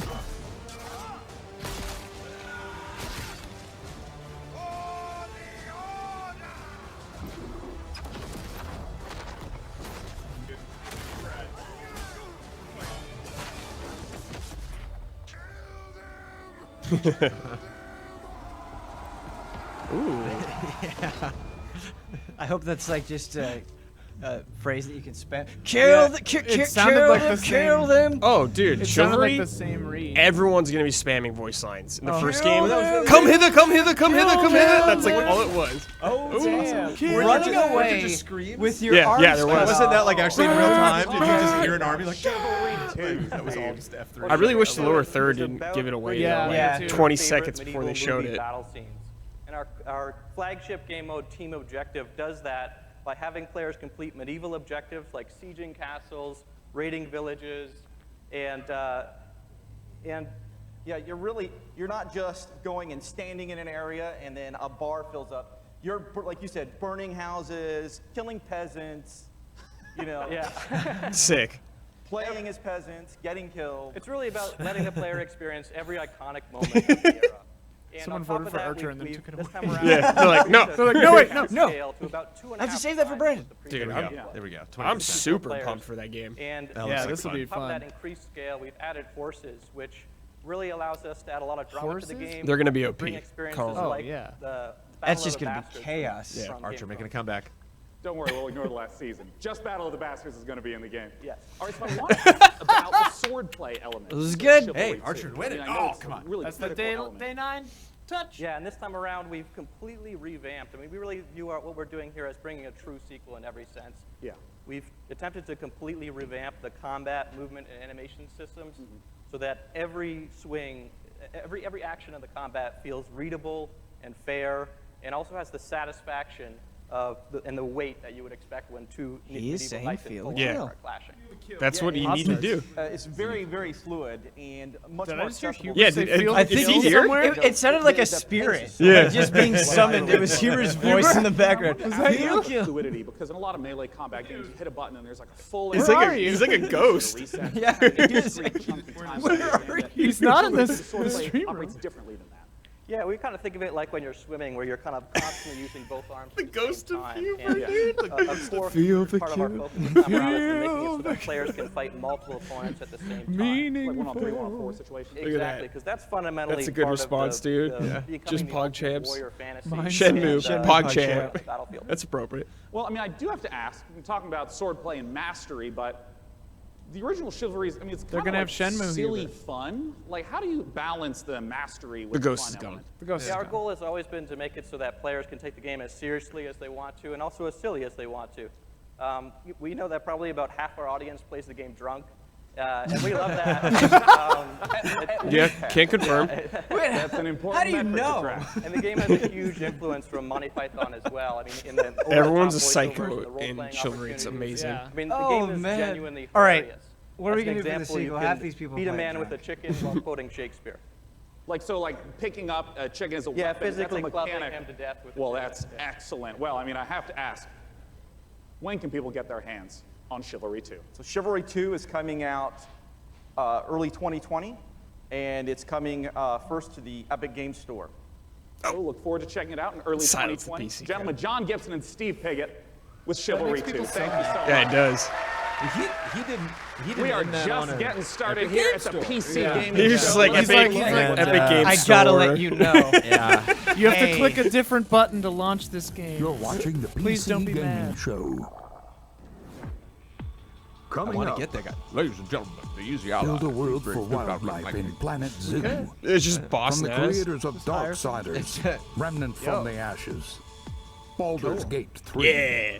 and more trailers, interviews, and Ian, gameplay have you seen that footage. reveal teaser? I have not. Dude, it's When was so it? intense. Stadia? The Yeah. whole thing is just a man like grotesquely turning into a mind flayer. Like, Yeah. it's like He's, making like, his growing skin up. bulge Yeah. and bones crack. It's great. So many blobs. Flip flop.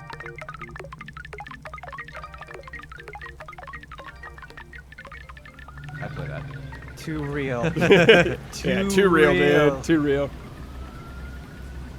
Oh, it's Mosaic or whatever. Craven Blops, gotta be honest.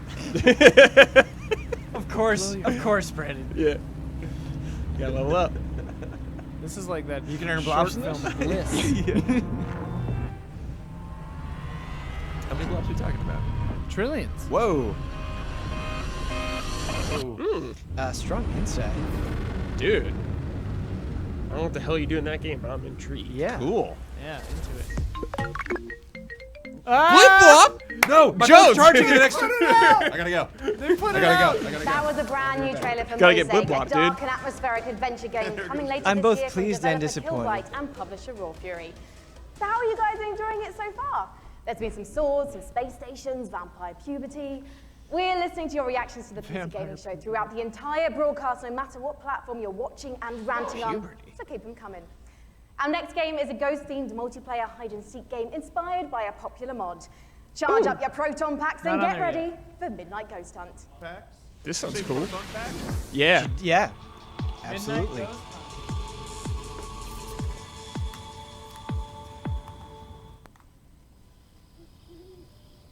Oh, this is Coffee Stain. Well, this is Coffee Stain then. There's only you and me. Satisfactory. Some other stuff. Dude, great music. When the night falls, you can count on me. Darling, if you only knew. A little early to make this call, but this might end up being my favorite show so far. I really am just digging I'm really everything digging they're doing. PC Gaming Show so far, yeah. And the pace is vastly improved from previous Yeah. PC Gaming Show. This is Ghost Trick? Yeah. This game could be really fun. It's like hide and shriek or whatever. Yeah. Someone plays as the ghost. Yeah. Ghost hunters. Oh, it's asymmetrical. That's cool. I wonder, yeah. It seems. Oh yeah, for sure. It's like that Prey. Yeah. This looks so fun. Yeah, it is. It's like Ghost Trick multiplayer. You're totally right. Got it. Got a big surprise. That looks really That game fun. looks dope. Yeah. Oh, please come out in October. Please come out in October. We gotta stream that. Teaser. Ooh. Other ghost. Zool. Joining me on the stage to talk about Midnight Ghost Hunt is the dynamic one-man team. Creative director, programmer, designer, it's Sam Malone! One-man team? Thank you for having me. Sam, please tell us what is going on in that. What is Midnight Ghost Hunt all about? So Midnight Ghost That name Hunt is is a really multiplayer ghost hunting hide-and-seek game. You can play as either as ghosts or ghost hunters, like a 4v4 format. I see. The ghosts can hide inside average everyday objects around the haunted house. The goal is to look like harmless furniture, but on the inside, they're not so harmless ghosts as you saw. Yeah, and if I'm understanding correctly, it's not about hiding as a lamp to try to assault and take out a hunter. It's actually, you would do that so that way you can keep running away and continue to hide. Exactly. So the main objective of the ghosts is to try to stay hidden as long as they can until the time runs out, until the clock strikes midnight. Midnight being kind of the hour of the ghosts, basically. They can fight back if they like, but in general, they want to try to hide. But if there's a hunter kind of off by himself, he can quickly just hit him in the back of the head and knock him out real quick, and he has less hunters to deal with at that point. See. Well, what's the identity of the hunters? I mean, we've been seeing furniture flying all over the place. What are the hunters doing? So the hunters, it kind of can be divided into two different segments. The first part of the game is kind of almost like a detective game because they're sort of trying to figure out where the ghosts are hiding. It's not Just playing Blip Blop over here. Download Blip Blop. So they've got gadgets like a footprint I got a tracker, Game they've got Center like a achievement, radar first like you blip. saw, to try to narrow just down tapped where it, in the haunted achievement. house these ghosts are hiding, basically. Was it one word? As soon as the first ghost the is search found out, it mosaic. starts getting a bit more chaotic. It's called Mosaic Blip Blop. There's ragdolls flying everywhere, and they have that cannon to really try to smash the ghosts into pieces. so many blips So those for are kind of the two aspects of the ghosts. Well, talk to me a little bit about the inspiration for Midnight Ghost Hunt. I understand it's based on a Gary's mod called Prop Hunt. Right. So that's definitely a big inspiration, but the big twist for us is that the props fight back. You saw the furniture, they hurl themselves at you, they knock you out, they send you flying. So it kind of almost becomes Man, I like wanna this break action chairs hide-and-seek against you sort guys. of mashup. Yeah. You have a reason to be a little bit afraid. Attitude Era Easy A. Attitude Era V3, Ghosts. dude. Attitude Check out Era. the Oh, see, dynamic of the Bossman's gonna love And I this. want to ask about when the clock strikes troll midnight. We potential. saw the very spooky red Have color you pop seen up. a We didn't see ghost? What happened? Yes. No. Midnight, if even, Not sure. one Everyone's ghost voting survives yes. 4 minutes into the match, then you hear this ominous grandfather clock chime across the map. All the lights will actually flicker out. It'll get really dark and scary, and all of the ghosts that were destroyed actually return as vengeful spirits. They're a lot more powerful than before, and they glow very brilliant red. So at this point, the tables have turned. The hunters you guys are now voting? hunted, Yes, and we're they just voting. need to try to work Excellent. together to stay alive long enough for their evac to That's come. really cool. Did you guys hear 4 that? minutes or so. Where if you make it to Usually the midnight, ghosts- you get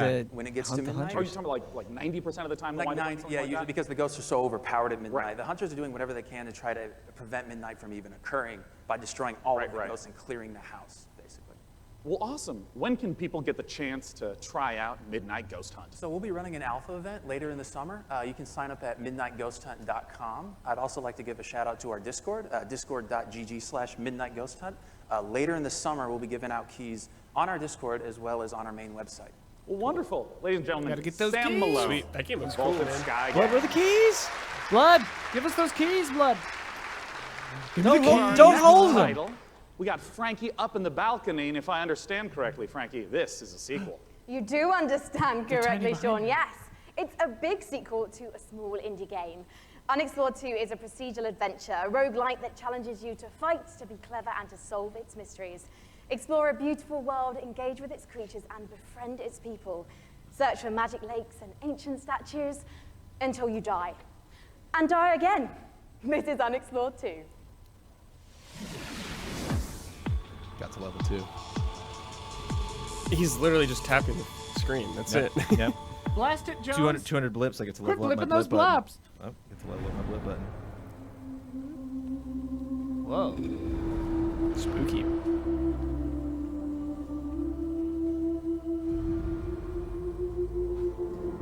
Makes me think of Below. Yeah.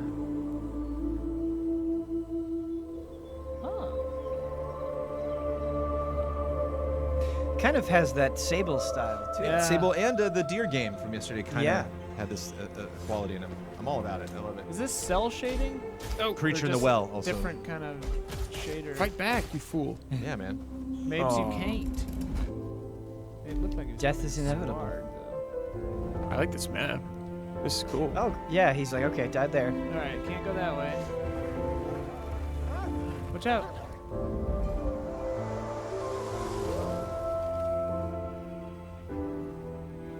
I Oh, really wanted one of those companion. hands to just go. Bah. Yeah. This game looks cool. Yeah, I like The this. style of this is very, very, very pretty. Oh, is that your friend?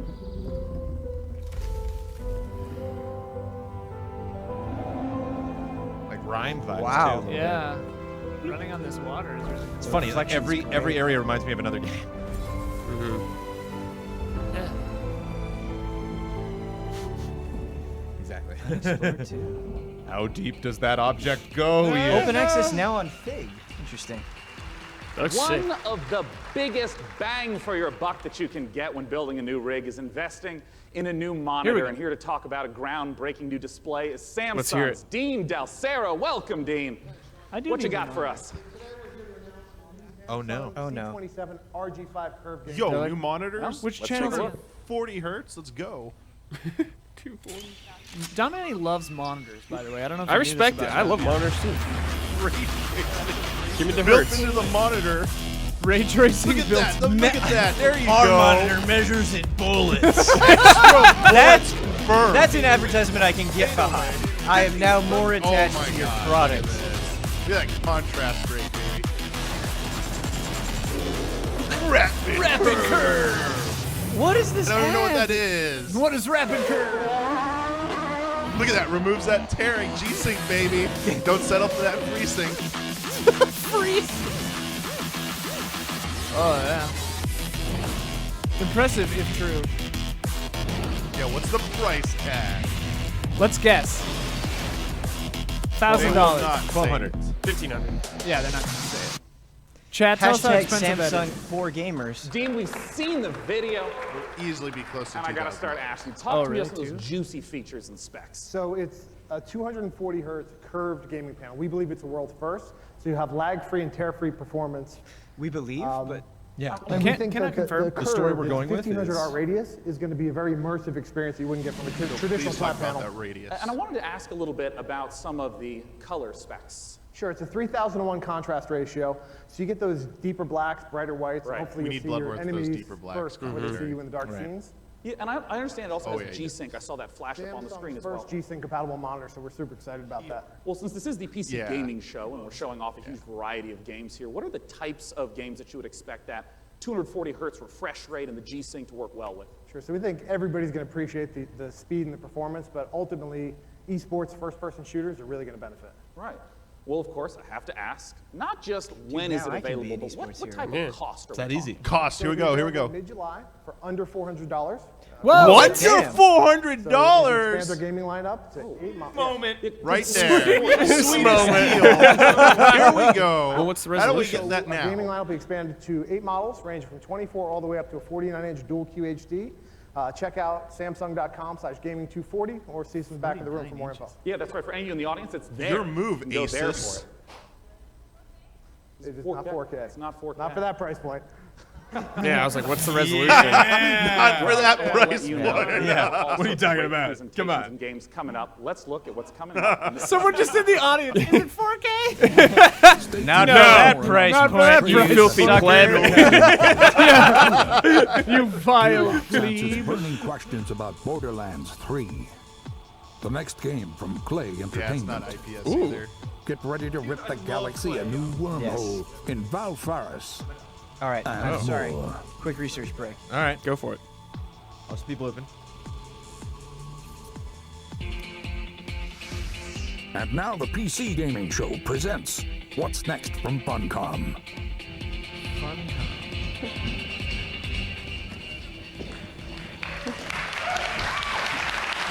I don't know why they cut to those, like, we're about to go to commercial. Hello, but then everyone. Yeah, it's Thanks weird. for the warm applause.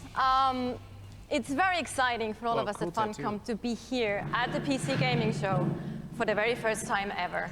Someone like And knocked over a naturally, chair. we would Yeah, like they're moving to set show pieces some of back the there. cool stuff that we've been working on.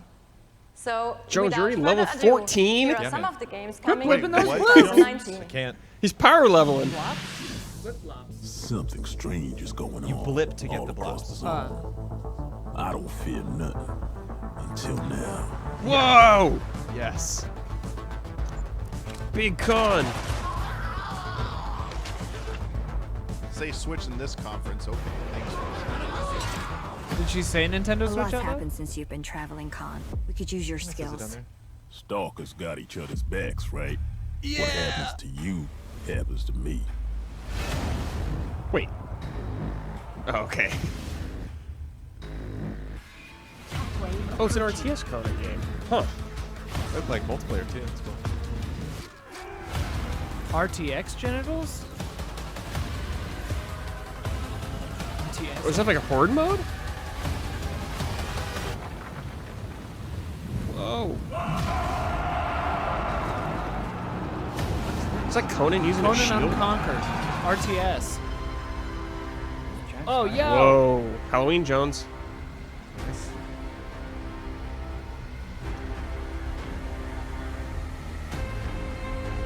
Yeah. Prey just makes me think of Prey.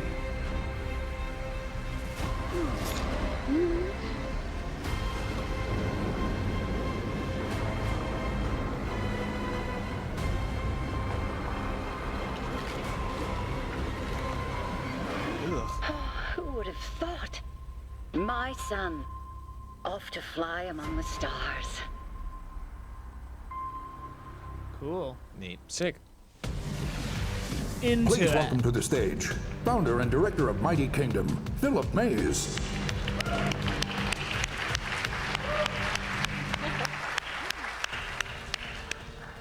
So yeah, at Funcom we've been doing our own games for over 26 years now. But recently we had the great pleasure to be working with some other very talented developers and help them publish their games. And on that note, I'd like to introduce Phil Mays.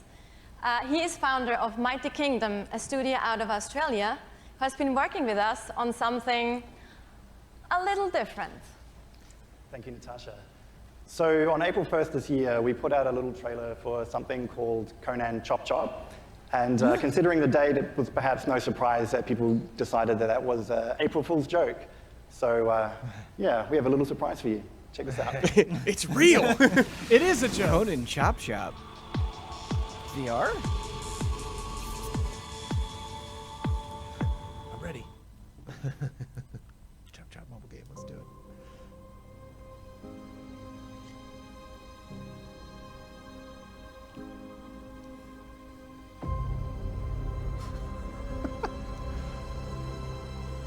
That grass is gonna get bloody. Is it about mowing grass?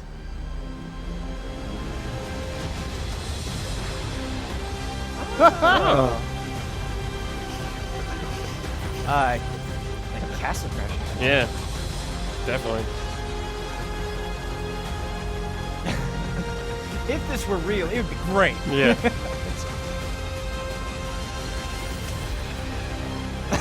It's kind of He's funny. like half-ass chords in it. Please make it.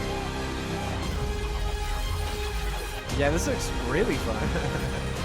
Conan Chop Chop.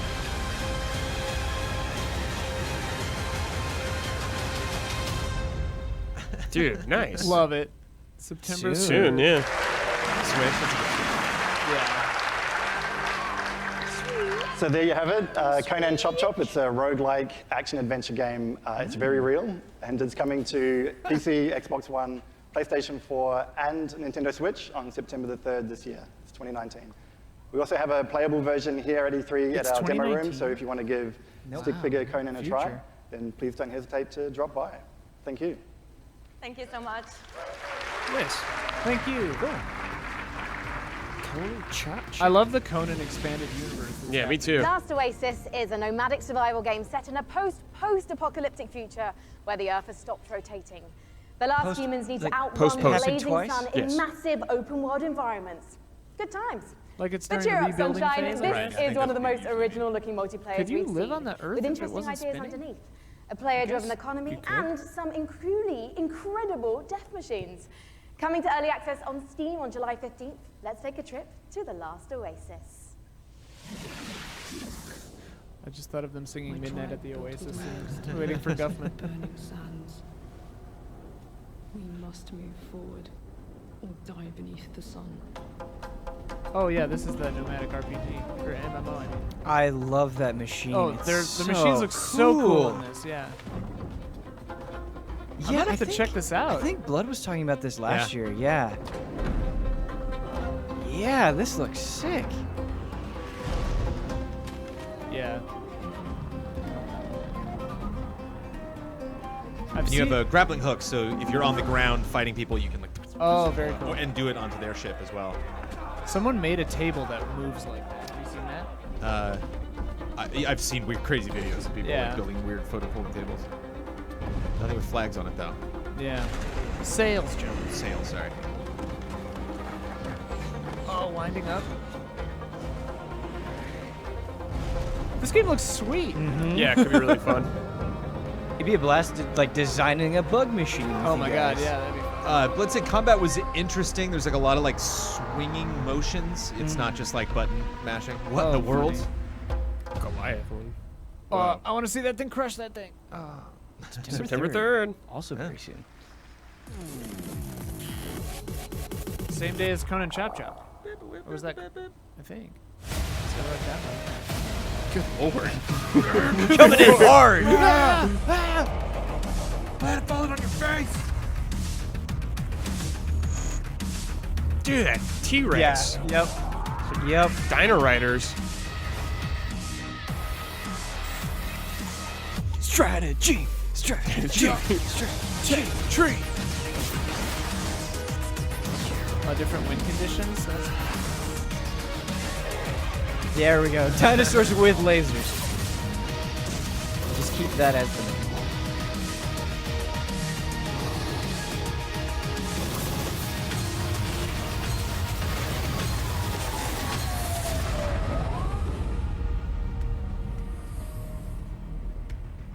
Starring Chris Pine.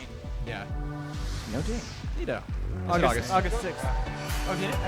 It was during the trailer and not on that. The name of the game is Age of Wonders Planetfall, a 4X strategy game, and joining me on the stage keep to walking, talk about Holden. it There's a big, is the ring game around director, Aaron Leonard Sorkin Sass, and principal gameplay developer Tom do a Bird. walk and Welcome, talk. They should guys. always be walking and flipping while they're doing the interview. I ain't making a blip. So, Leonard, just give us the Just gist no. of Doesn't what take Age of much. Wonders Look at that Planetfall is all comment. about. G-Sync hype. Dummy, get out of chat. I like that comment too. Would buy actually. Would buy actually. faction. Yeah. They include the Vanguard Chat is great when expeditionary people are just forces picking who are the in happy cryosleep stuff. when Yeah. everything went to hell. There's scavenging cyborgs or the Amazon bioengineers who ride dinosaurs into battle. You know, I want to ask, because there's a pretty broad range of 4X strategy Definitely games. Kiro. To give a sense of what the Kirko. gameplay is, I just want to Kirko. start from the beginning of the game. What Less happens scary when you now first that it's land on Kirko. Earth? Well, Uh-oh, each the race is assembly. on a spaceship. The spaceship Which comes one's down which? onto the planet. The planet is where the entire game takes place. And Which that one lets me spaceship will then ride transform into your dinosaurs? capital Yeah. colony, where your entire empire begins, your sort of attempt to take over the world. Around you, you've got a number of sectors, and each of these sectors has a little story. Well, not most of them. So maybe you'll find a genetics lab, which is still full of horrible mutant creatures, an entertainment background, the complex camera overrun movement, by and this horrible guy's robot monsters. gesticulation. Yeah, I'm like on a fair Freaking ride right out. now. Yeah, I'm just like, there's too much happening. And I did see in the I love trailer how some of these people dinosaurs came with ready lasers, to correct? Dinosaurs with lasers. Perfect. Set them up Cats and they're with good to lasers. go. No, sorry. Yeah. No cats with lasers. I'm so sorry to disappoint all of you. Cats with lasers. You have to settle with dinosaurs. You know, I saw the Quick, expansive mod it in. tech tree Patch show it up in the in. game briefly, and I know that growing resources and tech is a huge part of strategy games. How does that I gotta function? love this dude. Right, so part of these tech trees come from your origin race. They sort of represent the past of where you came from. They include new units, new modules for your units, like jetpacks for your troopers, orbital laser cannons you can launch from space, social doctrines, it's not all about war. And then the second part of your tech tree comes from your secret technology, and that's all about the future of your faction. So you can create like a combination between man and machine or man and computers. Others include doomsday technologies that allows you to infect the entire population with alien brain-eating parasites, or win the game by splitting space-time. I love how many details you're giving me of the horrors I that wanna await do on the that. planet. The future is I want to pretty split plain. space-time and win a Well, I game. want to ask about some of the combat that we saw, because in a lot of strategy games, the combat can be very brief. It just, shows two armies pinging off each other. But I understand that the tactical layer is quite rich. Right, so when combat starts, you'll see, like on the world map, maybe like a little sort of space lab or something like that. When you go into combat, you will zoom all the way in, and you will be inside the lab. You'll see all the pipes and all of the goops flowing around. All of your units, which you've been putting together and built, are now deployed. In turn-based combat, you can move them into cover, use their abilities, shoot laser cannons. Maybe you've chosen the Dvar, so you've got like a bunch of space dwarves in little metal suits, so dig holes in the ground, like shoot from the holes. Maybe you've chosen the Kirko, sort of horrible alien bug monsters. They run forwards and slash people and puke acid on them, that kind of thing. I mean, how long do some of these battles wind up lasting? It depends. A short battle can be maybe 2 or 3 minutes, but at the end of the game, you've got a massive siege with like 20 units on your side, 20 units on their side. You've got orbital cannons blasting holes in the world, and that can maybe take 30 minutes. Well, talk to us about when we can play the game. Okay. The game is due this August 6th. It's going to be available on PC, multiple platforms, consoles, and it's available for pre-order now. Well, lovely. All right, cool. What's that URL? It's aow-planetfall.com. Well, I'm What's that looking forward to it. URL, It's less than girl? 2 months away. Gentlemen, Give me thanks that so much for URL, joining me. man. on Thank you. stage. Okay, thank you. All right. Bye-bye, guys. Thank you for sharing the horrors of the future. And for our next game, Frankie, I have to ask you, what year is it? Why? The year is 1946, Sean, my dear boy. Europe lies in ruins torn apart by the satanic Plan Z. A brave band of heroes cast the Fuhrer into hell, but little do they know, the nightmare is far from over. Achtung! This is the world-exclusive reveal of the next shooter from the makers of Sniper Elite 4. Oh, Rebellion. I think Hashtagonist is working on this. Open world, Jones. PR. Open world sniping. Open world sniping. Rated M for mature. I'm in. I would have been out if it was just violence, but intense violence? Oh, yeah. Back in. Need it. Representative of gameplay mechanics. I think it's the first time I've ever seen that. That's great. Yeah. Theoretically accurate. You can't see this. But We're lying, but you get the idea. We're lying accurately. Loving these Whoa. Zombies.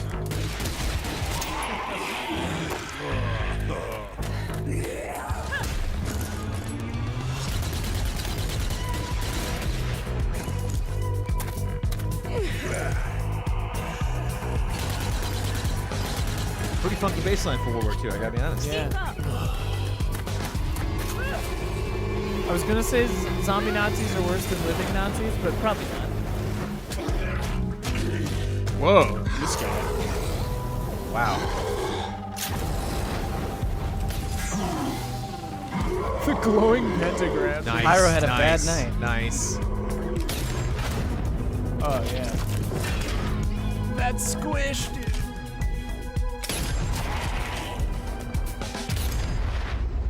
Yeah, I dig the idea of. I mean, it's your classic cover mission, but like, you know, just love the idea of these people going through the mission and you're affecting what's going on around them. So it's like Sniper Elite Zombie with just but other people. You constantly got people on your back. Like that's neat. They said the name. I like the idea of people like managing the base, and then you have like a couple people going out and. Yeah, that could Yeah, be I didn't even think about this very being fun. multiplayer. I just thought about it was AI and Sniper was the player, but maybe not.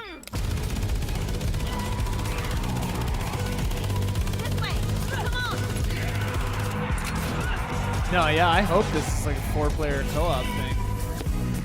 Definitely getting that vibe.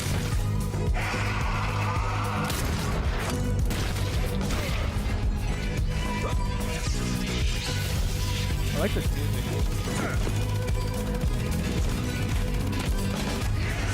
A big boy is coming.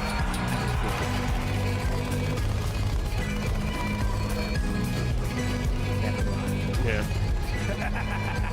There That's he a is. big There you boy. go. That's a big. It's Zombie Army. Ghost Dead Zombie. Dead War 4. Zombie Army 4? Zombie Army Dead War 4.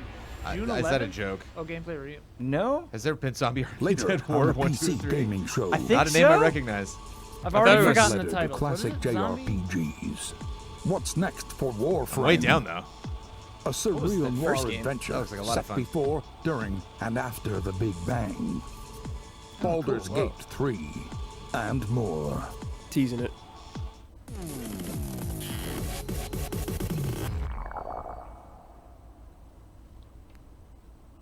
I'm in.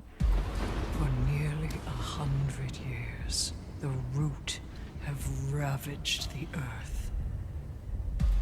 An Stupid Mother unending Nature. assault without reason. We are victims to a hatred that we do not understand. This evil will consume our world and the countless worlds beyond.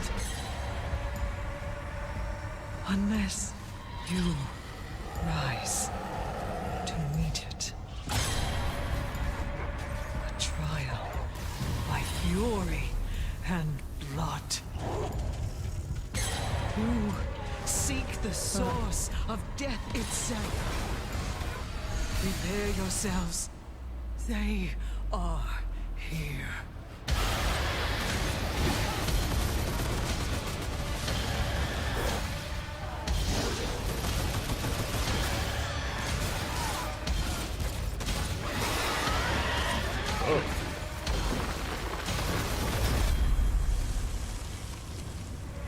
Freaky. I'm down. Wow, there's a lot of crazy stuff going on in that. Yeah. I like how soon, like, all of this. Yeah. Joining me like August co-op? 20th to talk Yeah, about August 20th, Remnant yeah. from the Ashes. That kinda in had Hunt trailer. Showdown vibes We a got little the bit. chance to Yeah, that see looks really so cool. much new gameplay footage and new environments. Let's welcome the CEO of Gunfire Games, David Adams. Hi, David. So, David, I want to ask right away for those who are unfamiliar with Remnant from the Ashes. Powered by Store. What kind of game is it? So Remnant's a Good. co-op action shooter set on an apocalyptic Earth and across a bunch of cool fantasy worlds. And I mean, in that trailer, we got the chance to see a huge variety of different environments. Like, what are these different places? Who's the player in this story? So as a player, you're on sort of a Odyssey-like quest to save the world, and we really wanted to have a bunch of different cool locales that you go to just to experience a bunch of different stuff. And you start on Earth, but it rapidly changes very quickly as you get into the game. And one thing that we've talked about before is that replayability is a huge focus of the game, that you could play through it 10 times and still be seeing new bosses, new monsters, new locations. How exactly does that work? Yeah, I think They one shut of off the the coolest AC. features of the game is the Yeah, I don't know dynamic what's going generation on with their system. mics or So what. we generate It's the maps, CNC, the it's a big enemies, the theater. quests, Oh. NPCs, bosses, everything. You've built those all by hand, right? Yeah, it's all hand scripted, but the system takes all the pieces and stitches it together. So you might play the game and come into work and say, hey, I talked to a giant tree and fought a dragon boss, and I'll be like, I met a guy in a helicopter, an old guy in a helicopter, and killed a tree ant. And we'd have completely different experiences playing the same game. And you just have to keep going through and eventually explore what all the possibilities are. Yeah, you can play the game over and over again to see the stuff. You can jump into your friend's world to experience the content in their world, and that's a big part of the game, just jumping in and seeing what you get. Well, I want to ask about. I actually really Loot, like which this is, format I understand, of a big part showing of off the the game. How game does and it then function explaining it. alongside Just this really grounding you ever-shifting in gameplay what it is. experience?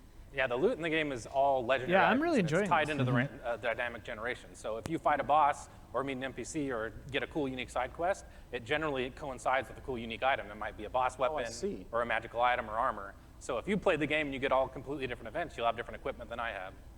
And in the trailer, I also saw that there were 3 people walking through these. And you mentioned the co-op experience. How does co-op function in the world? So the game is full co-op from beginning to end. You can jump in at any point. And the game's definitely slower paced, more difficult. I mean, you will die a lot in this game. So awesome. There's a huge advantage to bringing your friends to come in there and help you take down bosses or fight off different events or just generally progress through the world. Yeah, well, I mean, as a big fan of Let's play Bloodborne and this. Dark Souls, Yeah. I'm really looking forward Yeah. to Remnant from the Ashes. Hubert. What's the release date, and where can people go Let's for more play information? this. So Remnant's coming out August 20th on PC. This is from some Xbox Darksiders and people, PS4, right? And if you pre-order I'm the not game now, sure. you can I thought they actually said get in that. early and start playing the game. Perfect August World? 16th. Well, awesome. Which- Ladies and gentlemen, David Adams Remnant from I Gunfire feel like Games. was that. Does a lot of Thanks MMO so much for stuff. talking to us Yeah, about they're Remnant. MMO. Yeah. Yeah. I can't remember the name of that one game. And as we mentioned, I thought they said that. I might have been earlier, wrong, keep but- those questions coming. I will be asking on stage the creative director But of some of the Borderlands designs were 3, very everything Darksiders. you want to know. Doesn't matter what platform you're on, just use hashtag PC Gaming Show. And until that time, let's talk about our next title. This one was announced 2 years ago at the PC Gaming Show here. It's a game from Clay Entertainment called Griftlands.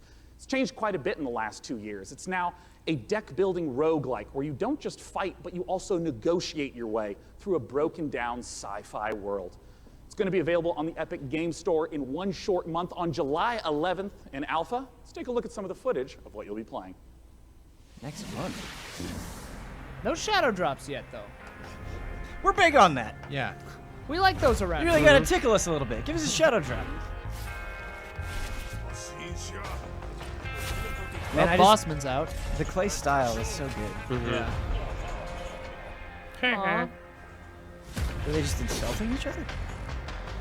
Yes. Yeah, she's trying to. Now she's fighting. Give me SteamWorld Quest vibes here. Yeah. Very similar system, it looks like. Roguelike. I think they're just showing you the options you have. Yeah, that's that's cool. cool. Like go back in time or anything.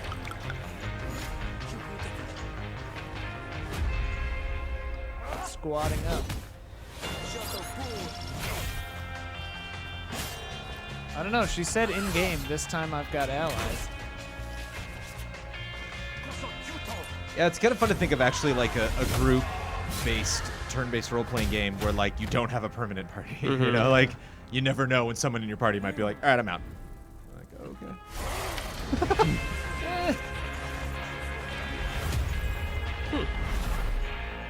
Cool. Curious. Planet Zoo is the latest game from the makers of the brilliant Planet Coaster. Please welcome Piers Jackson and Lisa Borens from Frontier Developments. Now, Piers, what Please kind of show zoo are we penguins. going to be running here?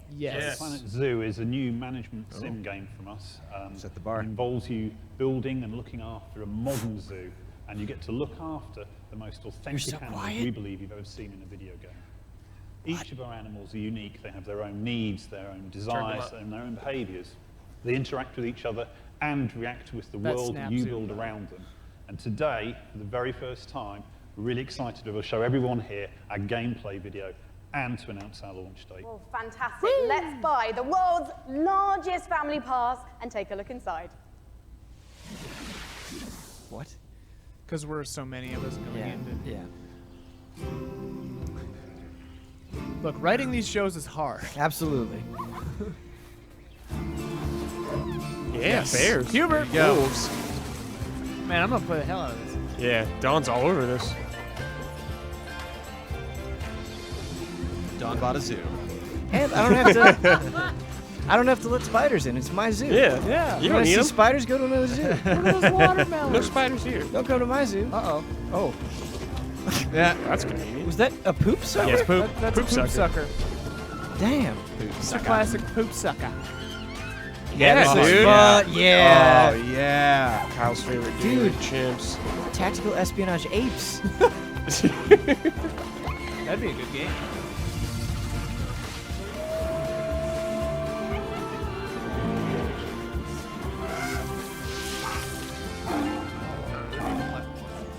You guys gotta turn yourselves up. We can't hear you. No penguin. Lisa. Yeah. I What was love the some of date? Snow, but no shenanigans penguins. here. I missed the date. I missed DLC. the date. Did anybody get it? Adorable baby elements. It's absolutely brilliant. I can't wait to play it. But before we saw the trailer, Piers mentioned this is a modern zoo, but what exactly does that mean? So nowadays, when you go to the zoo, you're not just going to see all the lovely, pretty animals. You go there, you want to be, learning about conservation.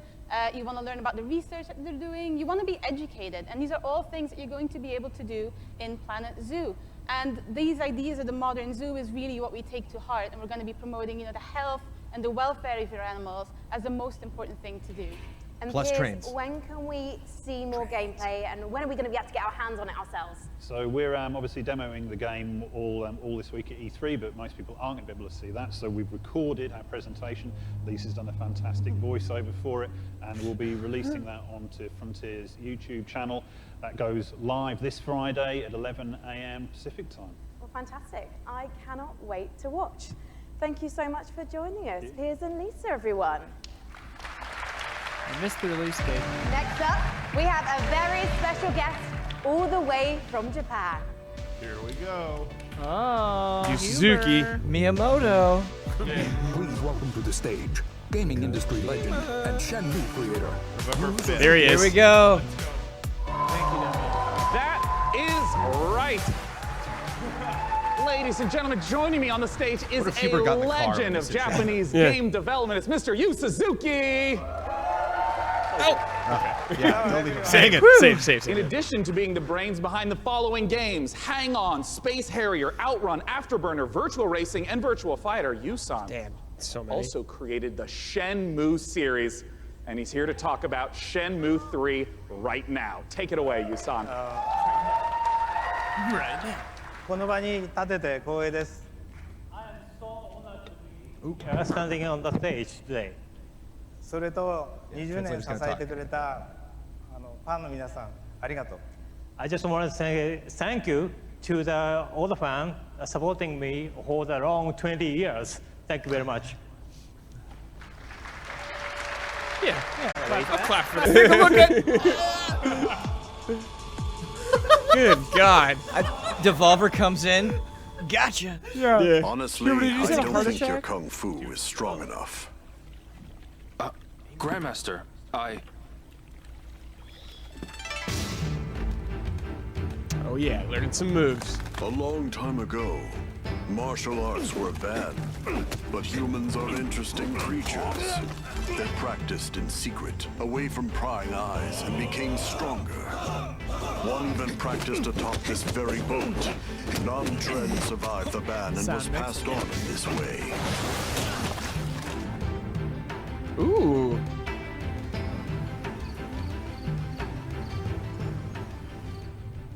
What did you say to me?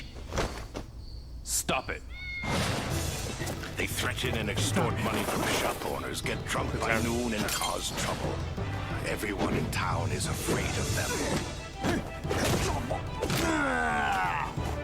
They are heartless. Hey, wait right there.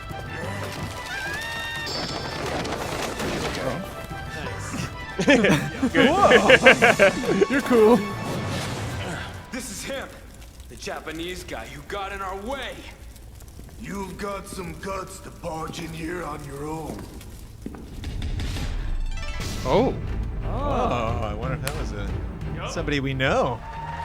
I know so many people have been waiting for Shenmue 3. I would like to once again thank you so much. Thank you, Yusan, for joining us today. Yeah. Cheers. Everyone. Thank you. Now our next title is near and dear to my childhood heart. It's based upon a game I grew up playing called Heroes of Might and Magic 2. Let's take a look at an upcoming collaboration between Coffee Stain Studios and Lava Potion. I want to talk about it a little bit. Yeah. Get on the plane, you. Get out of here. Brutal.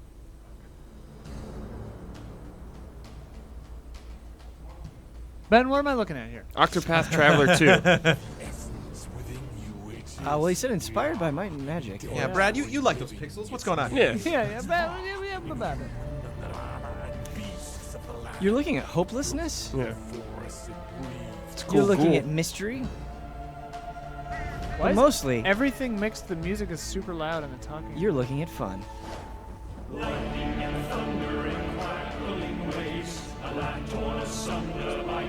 Man, if it's like the old Might and Magic game, this would be sweet. Yeah. Tower defense? Yeah, I was gonna say. We can't really hear you very well down there. We have it turned all the way up over here.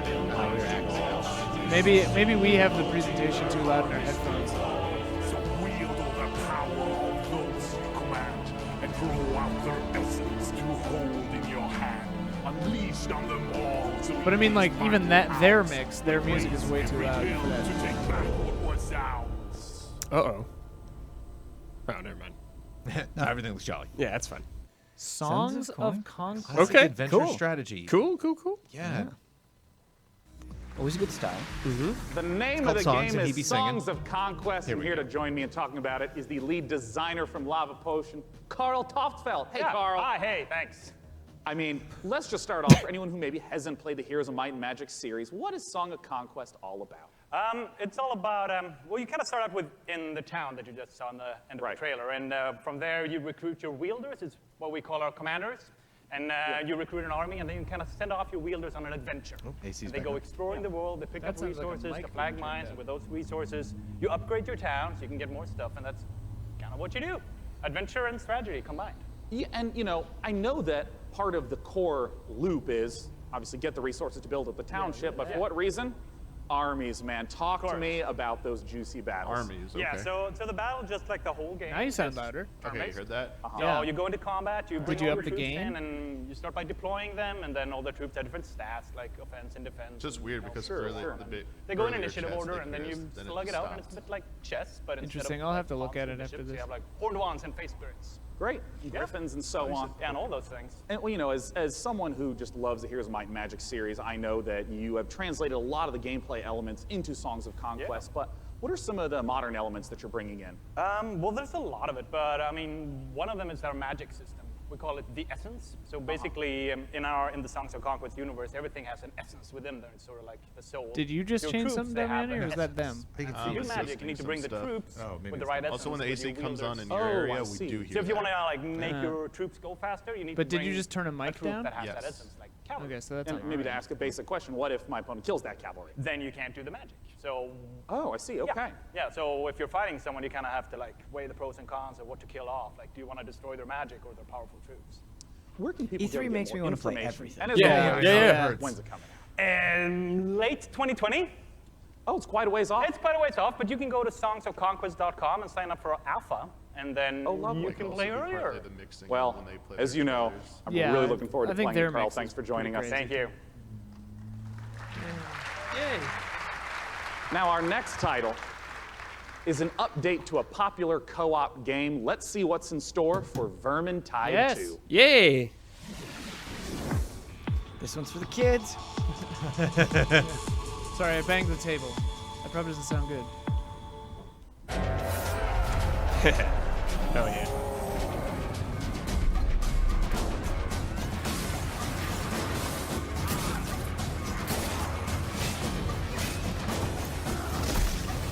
Like the little spin little Yeah. smack there.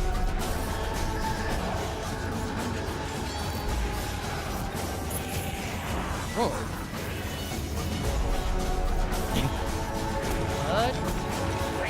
You can play as the bad Oh, boys. sick. Let me be a green skin. my acid. My poison Is gas. this versus? This is very cool. Yeah. That's rad. Ah. Yeah. Cool. Sweet, sweet. That'll be very fun. That's so cool. And they've got that expansion coming. Mm-hmm. You just saw the reveal of the new PvP mode coming to Vermintide 2, which turns the Warhammer Fantasy cooperative game into something even more brutally competitive. It looks deliciously vile, and surely dismembering Skaven is so much more satisfying when you know you're going ham on a fellow player, making him or her cry little baby rat tears behind their computer screen. You can sign up now for the Vermintide 2 Versus beta at vermintide2.com/versus. In Per Aspera, you're an artificial consciousness orbiting Mars, whose ultimate purpose is to terraform the planet, starting from a single drone in your landing site and turning the planet into a flourishing second home for humanity. Courtesy of developer Talon Industries and publisher Raw Fury, here's a first ever look at Per Aspera. As we all know, reaching the Red Planet was not humanity's greatest achievement. Transferring the complexity of the human mind to machines was. So they can succeed where we fail. So they can build us a home on that distant, dusty rock. Today, Amy reaches Mars and begins their mission. Amy, are you with us? Of course, I'm with you, Houston.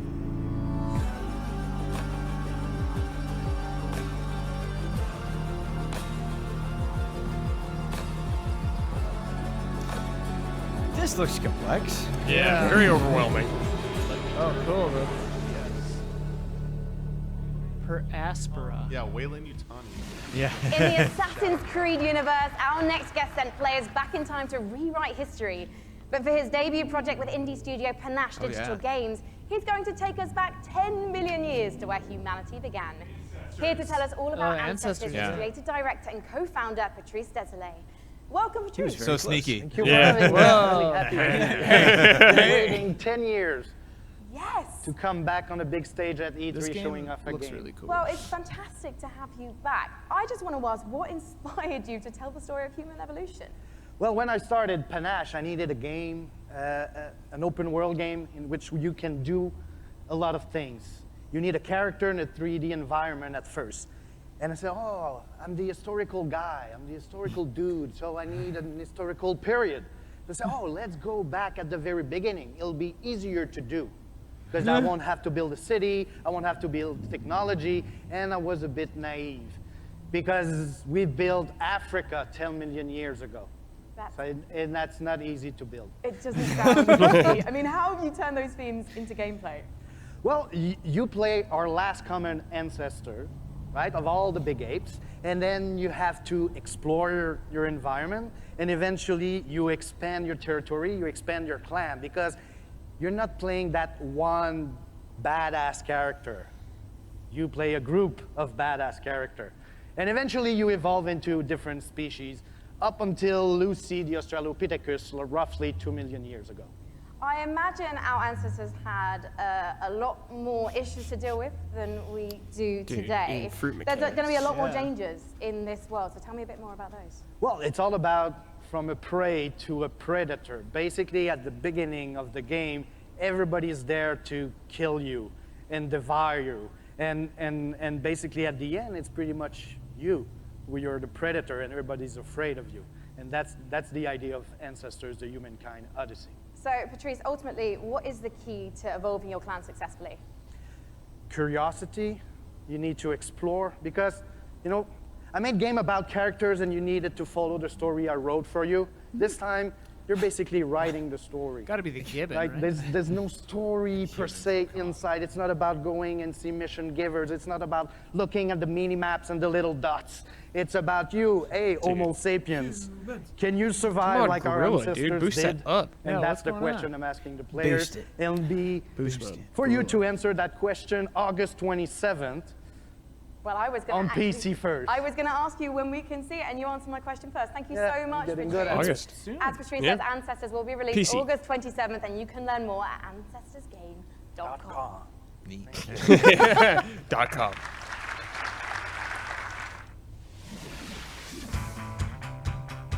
Yep. Was waiting for this. I thought we were going to get a lot more of this. Yeah. Oh, yeah, Pathless. Of course. Pandering to Huber right here.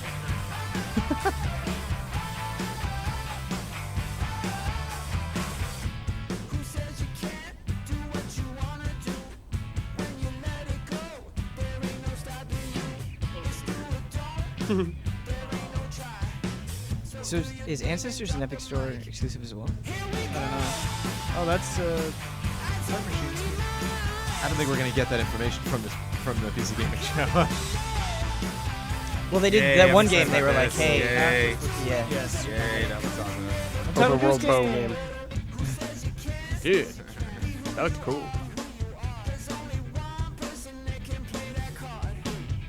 Ah, play that card. Right when they played a card, you see. That's called editing. Now we need to make a YouTube video. Reference in lyric reveals new mechanic. There are actually some stuff we haven't seen. Yeah. What the golf? What the golf? Oh Whoa. yeah, this game. Yeah. Oh, it's the Sojourn. I played this at Judge Suite. That's cool. Sojourn? Yeah, baby. Dude, dropkick? I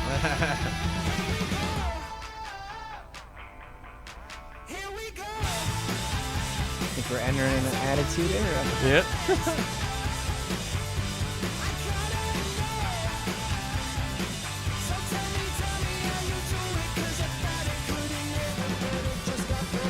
That Heart Machine game. Yeah, Solar Ash Kingdom. Who did? And Phantom Brigade did it just this week, and that was really cool.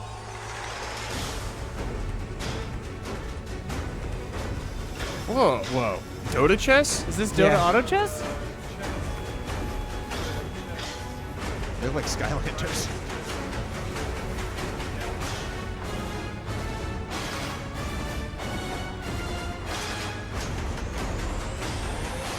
It is. Hey, they're making an actual Beating game out of it. Valve to the punch. Valve's pissed. Please welcome to the stage. You guys Warren got to Lee, be in the mic. founder That's and not a CEO that's of not a Dragon far away Nest. mic.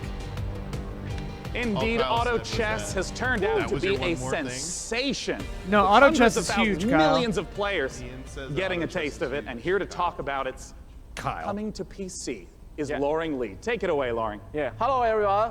I'm Lauren Lee. Hi. Yeah. Hello. Hello. Yeah. I'm the CEO and founder of Dragon's Game. Dragon's Game is a game developer and publisher. Comes from China.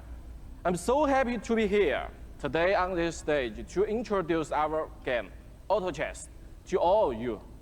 This is really an exciting moment for us. As the trailer says, this is a real engaging game of Auto Chess.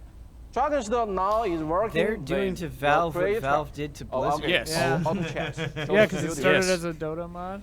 Time Never is a together flat to bring Yeah. Auto Chess to a world, both on PC and mobile, so that everyone Mobile. from anywhere with any device can enjoy the same fun of Auto Chess.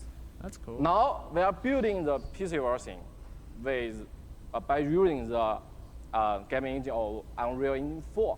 As everyone knows, Unreal Engine is one of the best gaming engines of the world.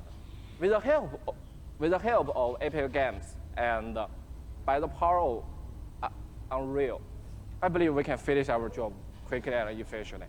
And today, I'm very glad to announce the PC version of Auto Chess will be coming to the Epic Games Store. I look forward. I look forward to all of you playing Auto Chess on PC later this year. Okay, thank you everyone. Thank you, Loring Lee. Yeah, cool. Thank you. Thanks so much for sharing the news with us. Yeah. Once again, Auto Chess, if you have not played it, you must check it out. It is so fun. Are they not Our allowed next to say title Dota Auto with Chess? Frankie up above, I understand is an inspired indie game. We'll find out, Sean, because one of the things we love about PC gaming is the way that game creators from all over the world can draw inspiration from one another's work. Cris Tales is a great example of that, a gorgeous indie love letter to classic JRPGs developed by a team in Colombia. Cris Tales' spin on the genre brings a unique perspective that lets you see the past, present, and future on one screen at the same time. So you'll see the future change based on your decisions in real time. I don't know, I'm just Here's hearing the a lot of world-exclusive reveal of Cris Tales. 7 is up, but I think your AC just came on. Kill 7, there's nobody in there. Yeah.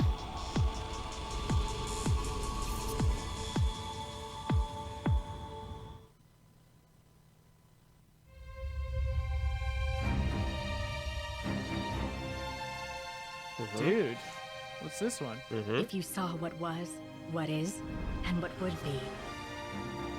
If you knew how it ends, would you change it? Could you make the hard decisions? These and character would you be designs. strong enough to fight?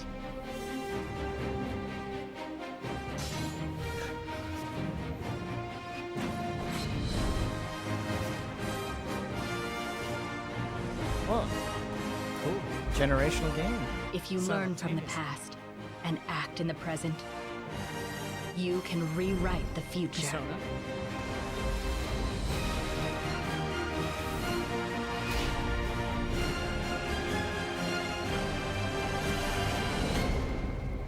Cris Tales. Okay. Oh, we got a shadow drop. Whoa! In PC gaming, it's not the size of your weapon, it's how you use it. And I'm holding one of the, well quite frankly, it's a bit average, isn't it? It's just your average, you know, Glock, really. No, it's one of the ridiculous alien weapons from our next game, Valfaris. A brutal, heavy metal-infused 2D action platformer inspired by true old-school classics like Contra and Turrican. Assuming the role of fearless warrior Therian, players must blast and slash their way through the doomed citadel of Valfaris, overcoming its deadly environments and enemies before challenging the arcane evil at its very heart. Get ready to rip the galaxy a new wormhole. From publisher Big Sugar, this is Valfaris. Jeez. That's the way to start. Yes, that's how you start a trailer. Like a PS1 game. Arthas. Very interesting style. Oh, yeah. Dude. Yep. Oh, yeah, dude. Let's go. Kyle approves of this. Yeah. Exterminator mech. He's headbanging!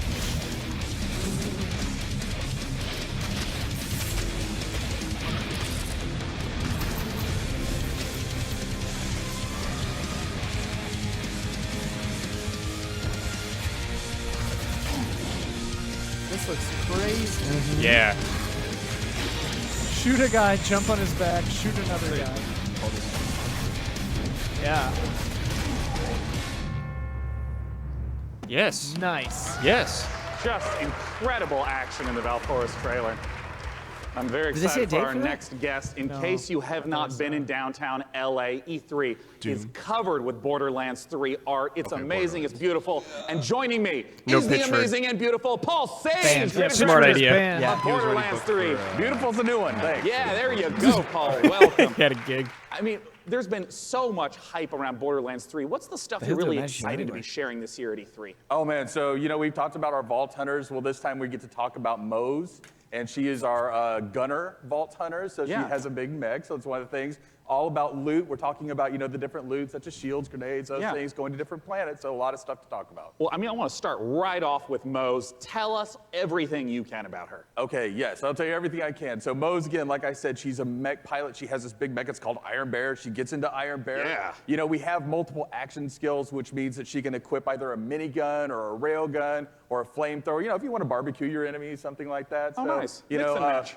Yeah, Mose is a terrifically fun character for us right now. Now, we've been excited to be collating a whole bunch of community questions. We're going to break them into two categories. First, there's a whole bunch of repeat questions that I want to make sure we get to right now. One of the big categories is about loot, because you've mentioned having a billion guns earlier, but what can you tell us about some of the other gear, the other progression systems in the game? Yeah, so let's talk about grenades, like one of my favorite things that we don't get to talk about a lot. So in the past, we've had grenades that they've had like one thing. They can bounce, they can stick to different things, you know. Yeah. This time, we're combining like all of those things. So for instance, the other day I was playing and I threw a grenade, and that grenade had a bounce, it would stick, an explosion would come out, and the grenade would fire guns as it was going through, right? So we have like a ton of different grenades that are in there.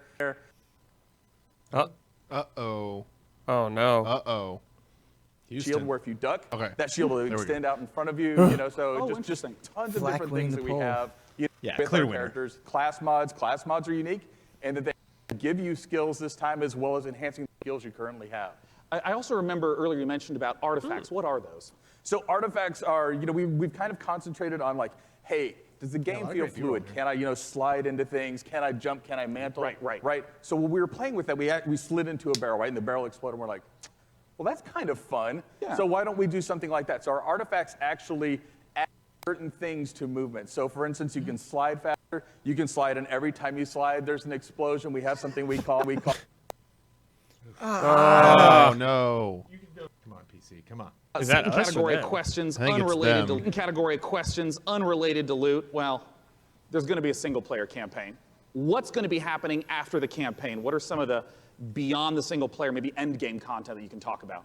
All right, in-game content. Okay, well, it's E3, so I give a little bit. So we have this thing what we call the Guardian system. So for those people who played Borderlands before, you might remember Badass Ranks. Badass Ranks, you can get, you know, it's basically kind of an infinite progression system that added to your stats. Yeah. We doubled down on that. We have what we call Guardian Rank. And Guardian Rank not only has that infinite progression, but it has skills and different skins that you can open up as you go through. Welcome back. And the cool thing about that is like every character What'd I that you miss? play on that account gets the benefits of Guardian Rank. Oh, interesting.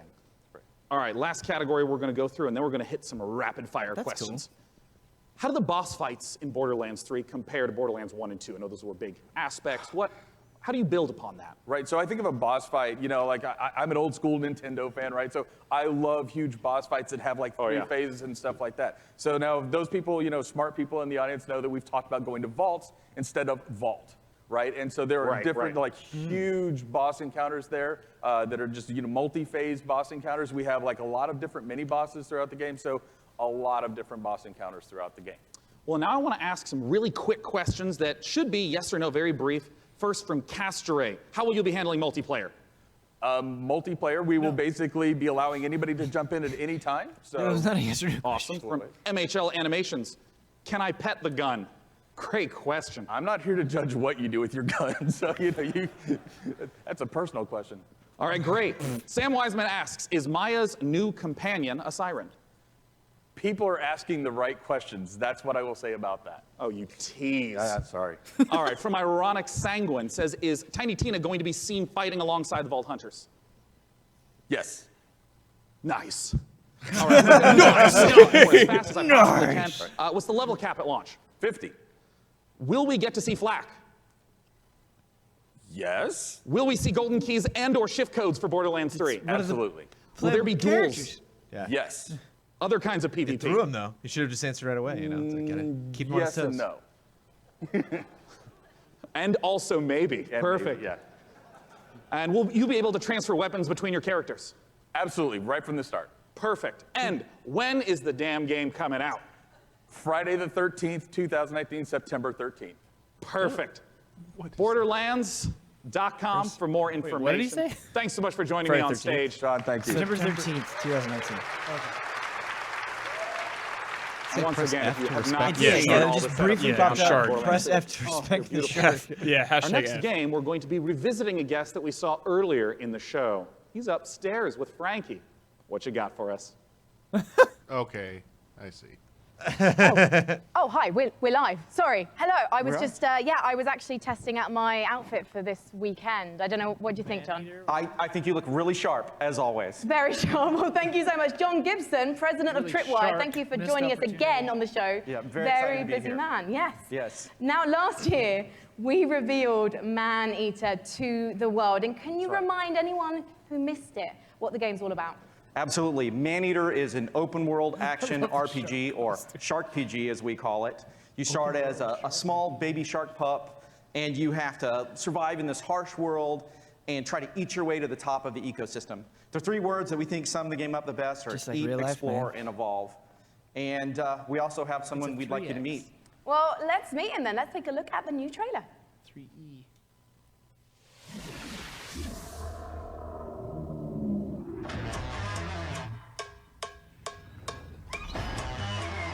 Whoa.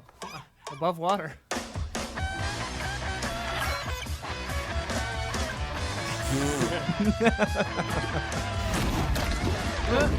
That sucks.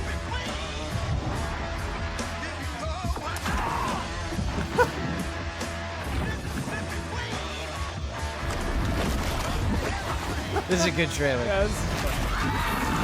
Yeah, dude. A shark threw itself at the screen.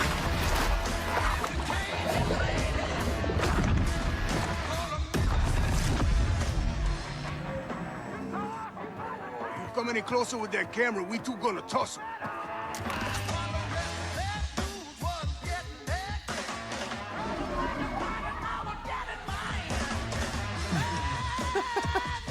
Soon.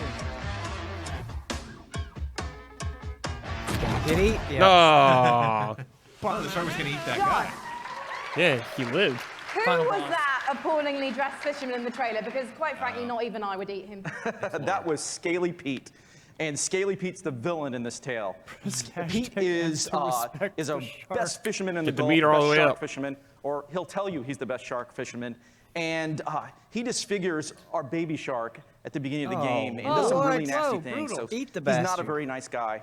And now the story of Final Maneater boss. is told through the lens of a reality show called Shark Hunters versus Maneaters.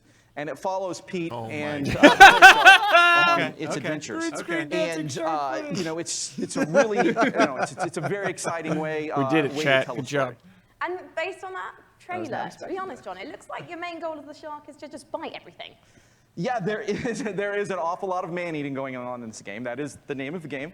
And but we'd like to think of the game as a shark-tastic fun action. Dude, just tail whipped It's him. like GTA if you were a shark. But there's there is more to the game than just eating. Whoa. So we spent a lot of time moving through the water, breaching out, and abilities to go up on the beach for an afternoon snack. There's a lot of exciting things that you can do in the game. And you mentioned before it's a shark PG. How does that progression system work? So there's 3 facets to the Shark PG elements of the game. There's growth, there's life phases, and there's evolutions. So growth Maybe it takes comes place about in the through universe of eating the things, Mask. nutrients, people, whatever you can find. Edge City. And that's kind of like your Slow-mo. XP in the game. That allows you to level up. Your shark will grow a little bit. You'll get more powerful. And then at key phases that we call life phases, you'll make a big jump. So let's say you're a brooding teenage shark, and you're about to become an adult. When you become an adult, you take a big leap in size, a big leap in power and capability. And then as you reach these life phases, you unlock evolutions that can be applied to parts of the shark's body. For example, you could get metallic teeth that allow you to shred boats, or a powerful tail that allows you to jump to incredible heights, or you could get mutated lungs that allow you to spend a little more time on the beach getting those afternoon snacks. Just really Who's going quickly, John, into the everyone's city? wanting to know this question. When's it coming out? So we're really hard hammerheading away at this game and trying to make it the most awesome shark RPG ever. We're not ready to announce a date, but we're pretty certain you're going to see it before the next PC gaming show. Well, I hope we do, John. Otherwise, I'm going to have to start biting people. In fact, I'm quite hungry at the moment, so I think actually I'm going to find an audience member because you guys look tasty. So I'll see you in a bit. I'm just going to have a snack. Thank you, John. Thank you. Gamer chairs? Gamer chairs. Gamer chairs. You like chairs? What if you gamed in a chair? Closer. Is it 4K? You know, I wasn't gonna buy this, but then they got really close, and I think I'm in. Closer. The E win? Woo! Dude, that's when you need to roll away from an epic moment. Yeah. Sure. You know, one of the best parts about being sponsored by iWin for the PC Gaming Show is that I get to sit for this next segment and talk to you about Terraria. Terraria is one of the best-selling PC games of all time, selling almost 30 million copies. And part of the reason why it's maintained such popularity That's a lot. is the fact that the developers Relogic continue to add content, going from 250 items at release to now over 4,000. Let's take a look at their penultimate expansion coming up, Terraria Journey's End. Are they ending it after that one? Well, the world's gonna end, so. Oh, right. There's plenty around that. Terraria. See that bunny cloud? I kind of wanted them to call it Terraria Endgame. That's the next one.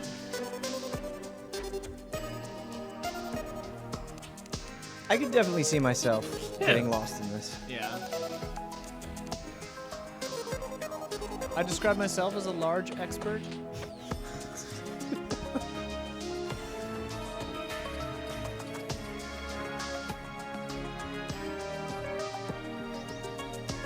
Playing golf? What? That's funny. That's right. King Slime? What? What? That was a Dragon Quest slime. Best tree. I missed it. I didn't even see it.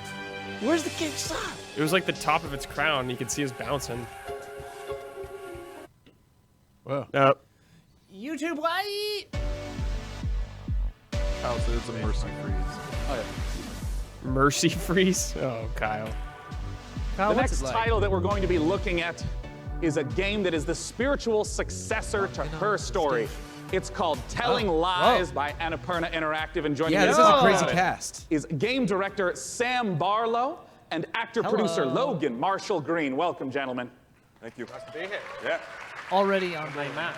Now, if you haven't played her story, you totally should. It's fantastic. I want to note.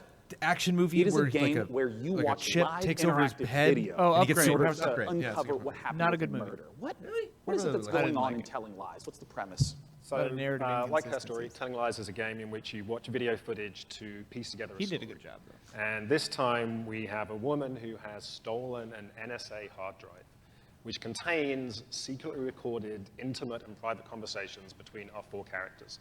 Something has gone terribly wrong, and it's up to you to figure out what and why. It's time to take a look at some of the gameplay mechanics and see Telling Lies in action. Let's take a look. I want to make a game like that. You can. We could. Start today. Yeah. I like his stuff.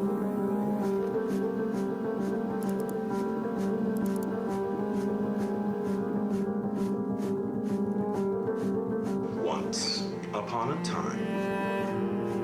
It's late. I gotta get her in the bath. I don't love you and I don't miss you. You already know too much. That's Westworld Lady. Yep. Oh yeah. It's late. I gotta get her in the bath. Catch Fire is Love you. Is she in Halt and Catch Fire? Wait, love you. She's in Search love. I've only ever been in love once. What is love? Baby, don't hurt me. It was with a girl I met when I was 18, but I was too young and naive to handle it properly. Reflection's interesting. Yeah, that you see your face. I guess I still carry a torch for it, which makes me a curable romantic or underdeveloped emotionally. I'm a loyal friend.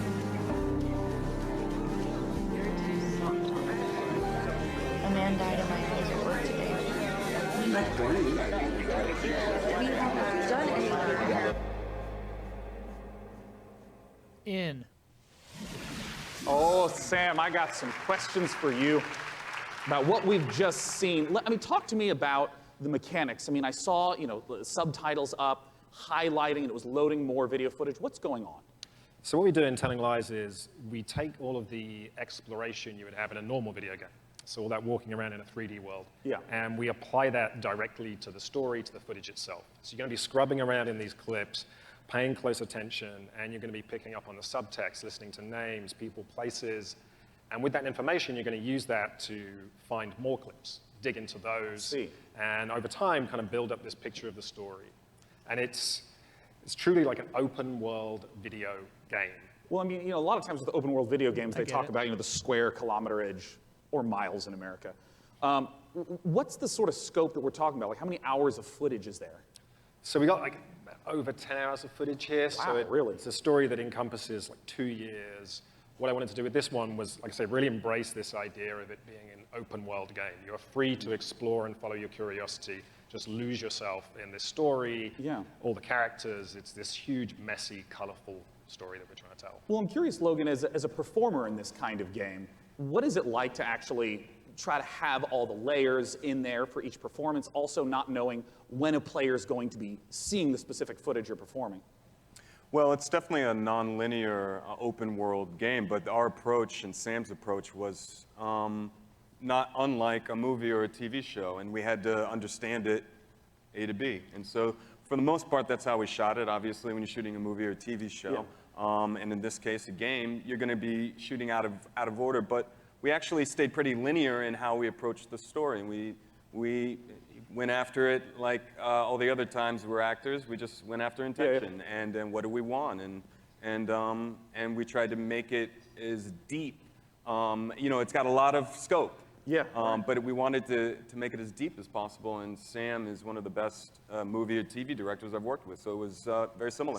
Nice. Yeah, look at you too. Now, of course, I do want to stress to any of you, if you have not played Her Story, it's quick to play through. It's absolutely brilliant. Please check it out in the meantime. But we're, of course, waiting to find out, when can we play Telling Lies? Very soon. Very soon, I promise. We'll have a date soon. Right now, you can go to Steam. You can wishlist it on Steam. We all love Steam. And yeah, very soon. We'll be showing a little bit more. We all love Steam. Little bit of a snipe there. Yeah. Take that. We're desperate to get it out there. Yeah. To play it. As soon as humanly possible. Yeah. Well, Sam, Logan, thanks so much for joining me on stage. Once again, Telling Lies. Now, up on the balcony, Frankie's going to be talking to us about a game that my friends, year after year after year, keep telling me I have to play because of how much they've improved it. Frankie, what's going on with Warframe? Well, one of my favorite parts of last year's show, aside from being upstaged by a giant duck, was getting a glimpse at the future of Warframe. And here with the latest look at the next expansion to the universe is Space Mum Rebecca Ford. So, chat, behave yourselves, please, because Mother's here. Now, Rebecca, what are we about to see? We're going to take a look at an amazing trailer that our team has put together. A lot of our players have been waiting a year for a look at what we've been calling Railjack, so it's about time to, you know, see what we've been doing. Yeah, let's take a look. Railjack.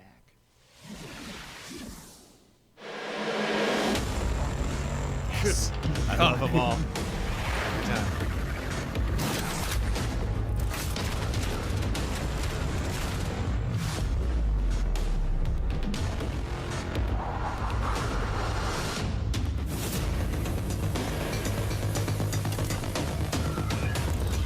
Oh, that's sick.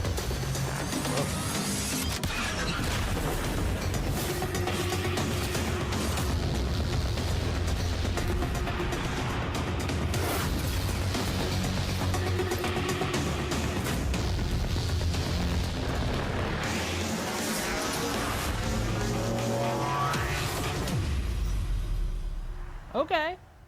Imperial.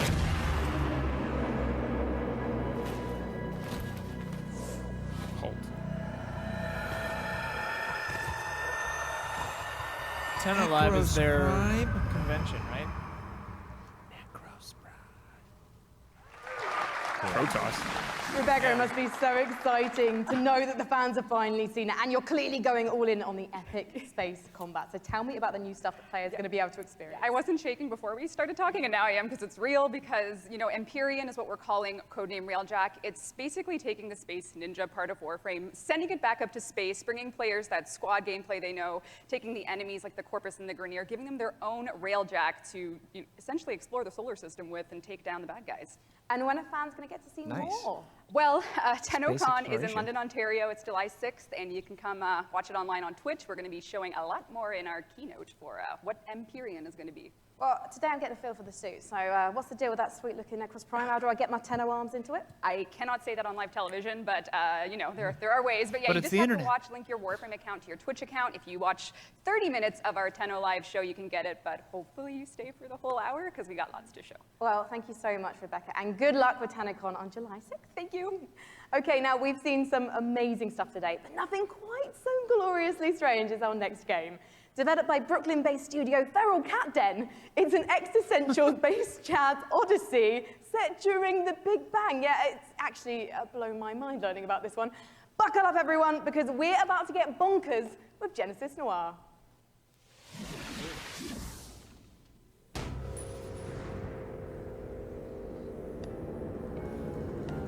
The Big Bang. Yeah. I'm in. Bazinga. Will there be a Bazinga? Immediately sold. Yeah. Yeah. 100%.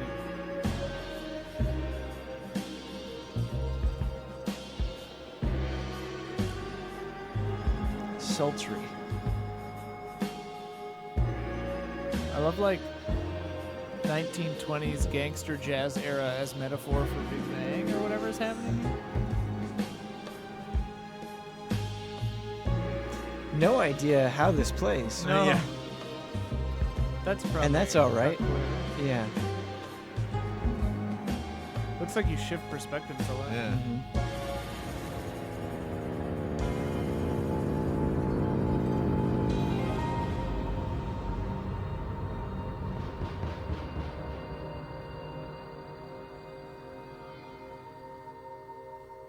Wild.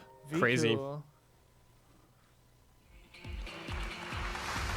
Genesis Noir, just beautiful, stylish art.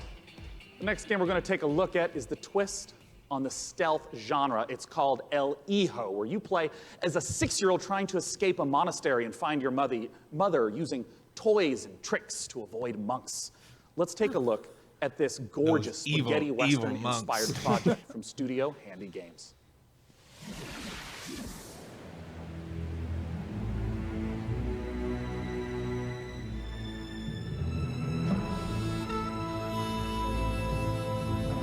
Evil monk.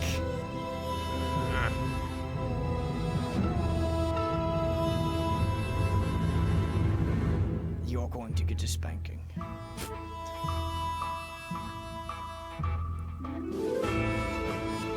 like the look of this.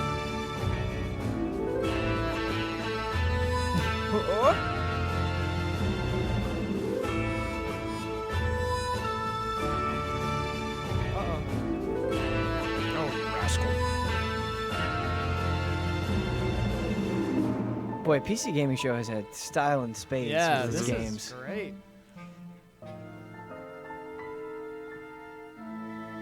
Who'd have thought that the PC Gaming Show would be my favorite conference so far?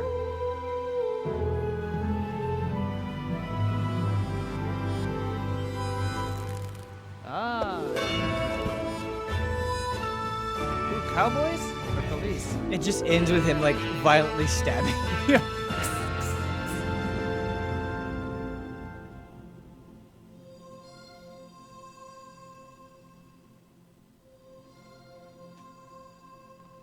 I like it. Yeah. H-I-J. El Hijo, once again, is the title of the trailer Very cool. we just saw. Baldur's Gate.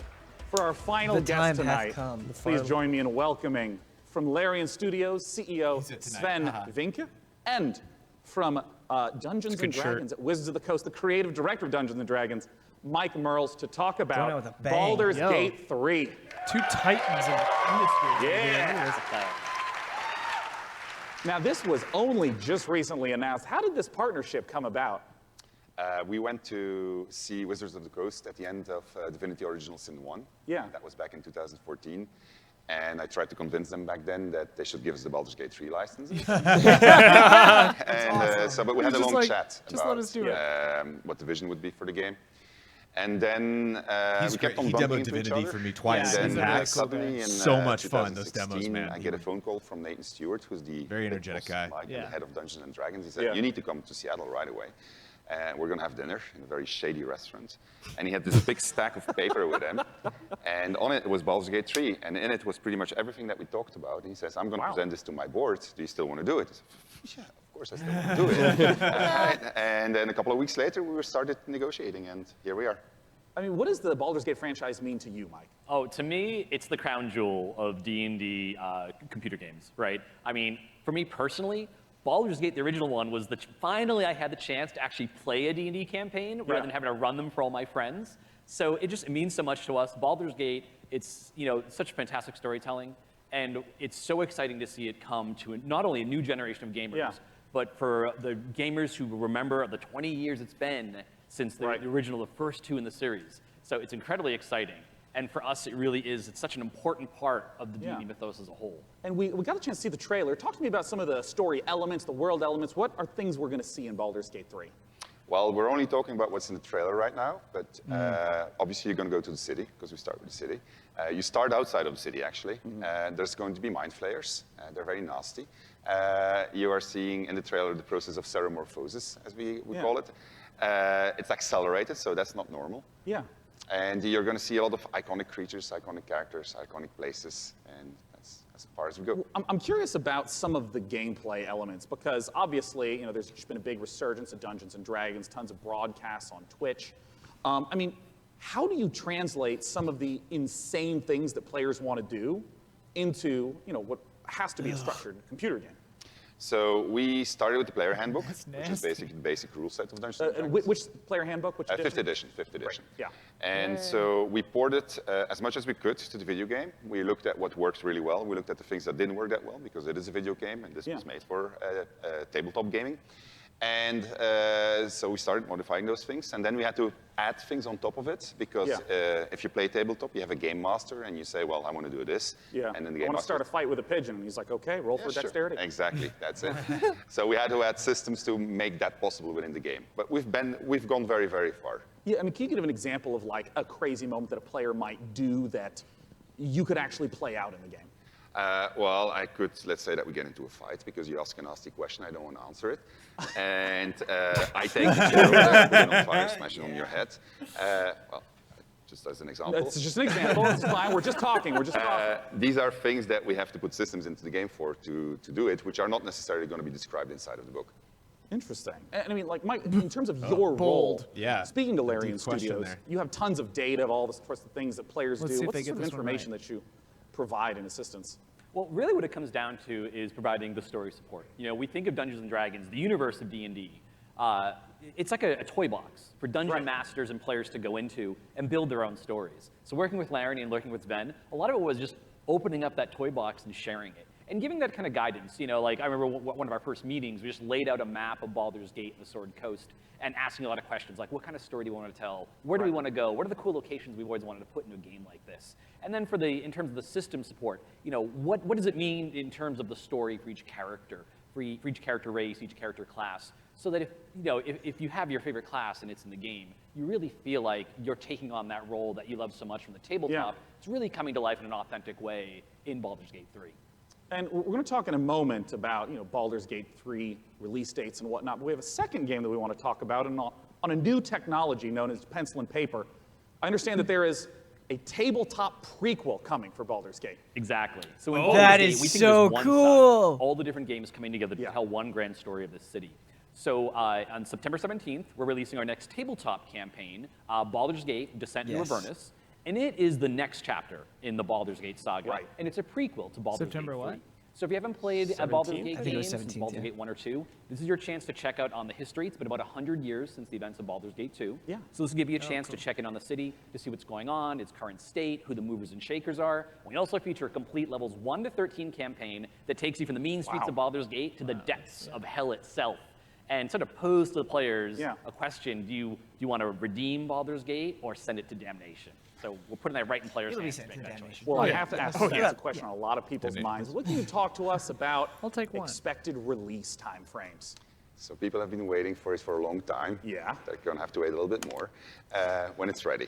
This is the game that we want to play, so we want to make sure it's really, really good. And then when that's the case, then we'll release it. Well, I know a lot of people have been waiting a long time. And I think I speak for a lot of people here when I say, take your time. If the Divinity Original Sin games are any indication of the quality, it's going to be fantastic and worth the wait. Gentlemen, thanks so much for joining me on stage. Thank you very much. Thank you. Ben and Mike talking about Baldur's Gate 3. Goodbye. Goodbye, guys. Why are they leaving? Well, it's because the PC gaming show has officially concluded. Let's bring up on the stage the fantastic Frankie Ward. Come here, Frankie. That tabletop prequel is cool, but man, them saving Baldur's Gate 3 for the end, I was expecting a little bit more. Me too. Yeah. They didn't show anything. Yeah. Guys, thank you so much for coming out to the 5th annual PC Gaming Show. We want to give an enormous thanks to all of you who tuned in live. We want to, of course, thank all of you who personally showed up this morning, and of course the sponsors who helped make this possible: Epic Game Store, iWin, Frontier, Funcom, Paradox Interactive, Hovercast, Perfect World, Rebellion, Tripwire, and Samsung. As you know, PC gaming is a platform. It's not a publisher or developer, so these sponsors are essential for letting us put on this show every year. Thank you so much. And I gotta ask, Frank, any titles you're excited about? Well, I do love a baby elephant, so definitely Planet Zoo, and slightly more awkwardly, then I also want to eat things, maybe elephants included, so Maneater, of course. I'm personally looking forward to Songs of Conquest, and as you heard, there's games coming out all across 2019 and into 2020. We hope you all have a fantastic E3. It officially begins tomorrow.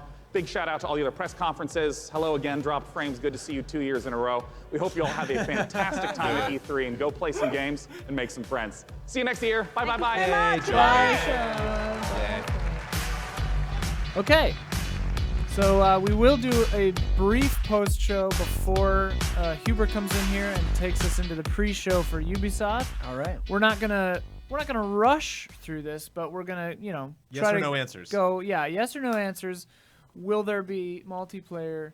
So what I think I'll do is I'll just go down the list in the order that things were announced, and if anything jumps out at you that you want to talk about or that I want to talk about, we'll just briefly hit on them, and then we'll give it a score at the end, and then we will go to our schedule for a brief transitory period, and then the Ubisoft pre-show crew will enter the room. Jazzed. All right.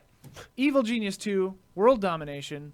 Looks jolly. Looks jolly. Yeah, cool. Looks No great. gameplay, so Yeah. just kind of the concept. Yeah. And it seemed, from what I saw, those trailers reminded me of the trailers for the first one. So just you go back and watch gameplay of the first one, you can probably get the idea. Yeah. I mean, I feel like the theme throughout the show with me, which is always a good sign for a press conference, is, oh man, I'd like to check that out. Right. Not necessarily like, oh, I'm for sure this is going to be for me, but it looks fun, it looks inviting, and it looks different, which I think is really important.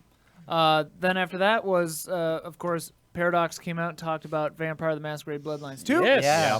We saw kind of gameplay, trailer stuff, a lot of like Definitely environment lots of walk. environments. But I agree with Brandon, it looked early. Yeah. Yeah. But that has a date, if I'm not mistaken. I didn't write it down It's here, in but I think it's 2020. like not too far out. But Yeah. It was interesting because like whenever the camera was moving, I was like, oh yeah, okay, they're just getting started in development. And then they had a couple shots where it was just like a character looking at, still an engine. I'm like, okay, I think that's what they're going for. Specifically, there was one where he was looking at the pier, and I was like, wow, that Well, and it's interesting because it still has the same Bloodline vibe. Like it feels like Bloodlines 1, which I thought was kind of cool. Hopefully the load times are better at launch because Bloodlines 1 was abysmal. But I'm very excited for so that. many systems and so much creative stuff to do in the first Bloodlines, but it has just visually hasn't aged like super well. Oh yeah. And so just to see It looks great. a world that could potentially look that good, it's like, oh man, that's a dream come true. I'm excited about that.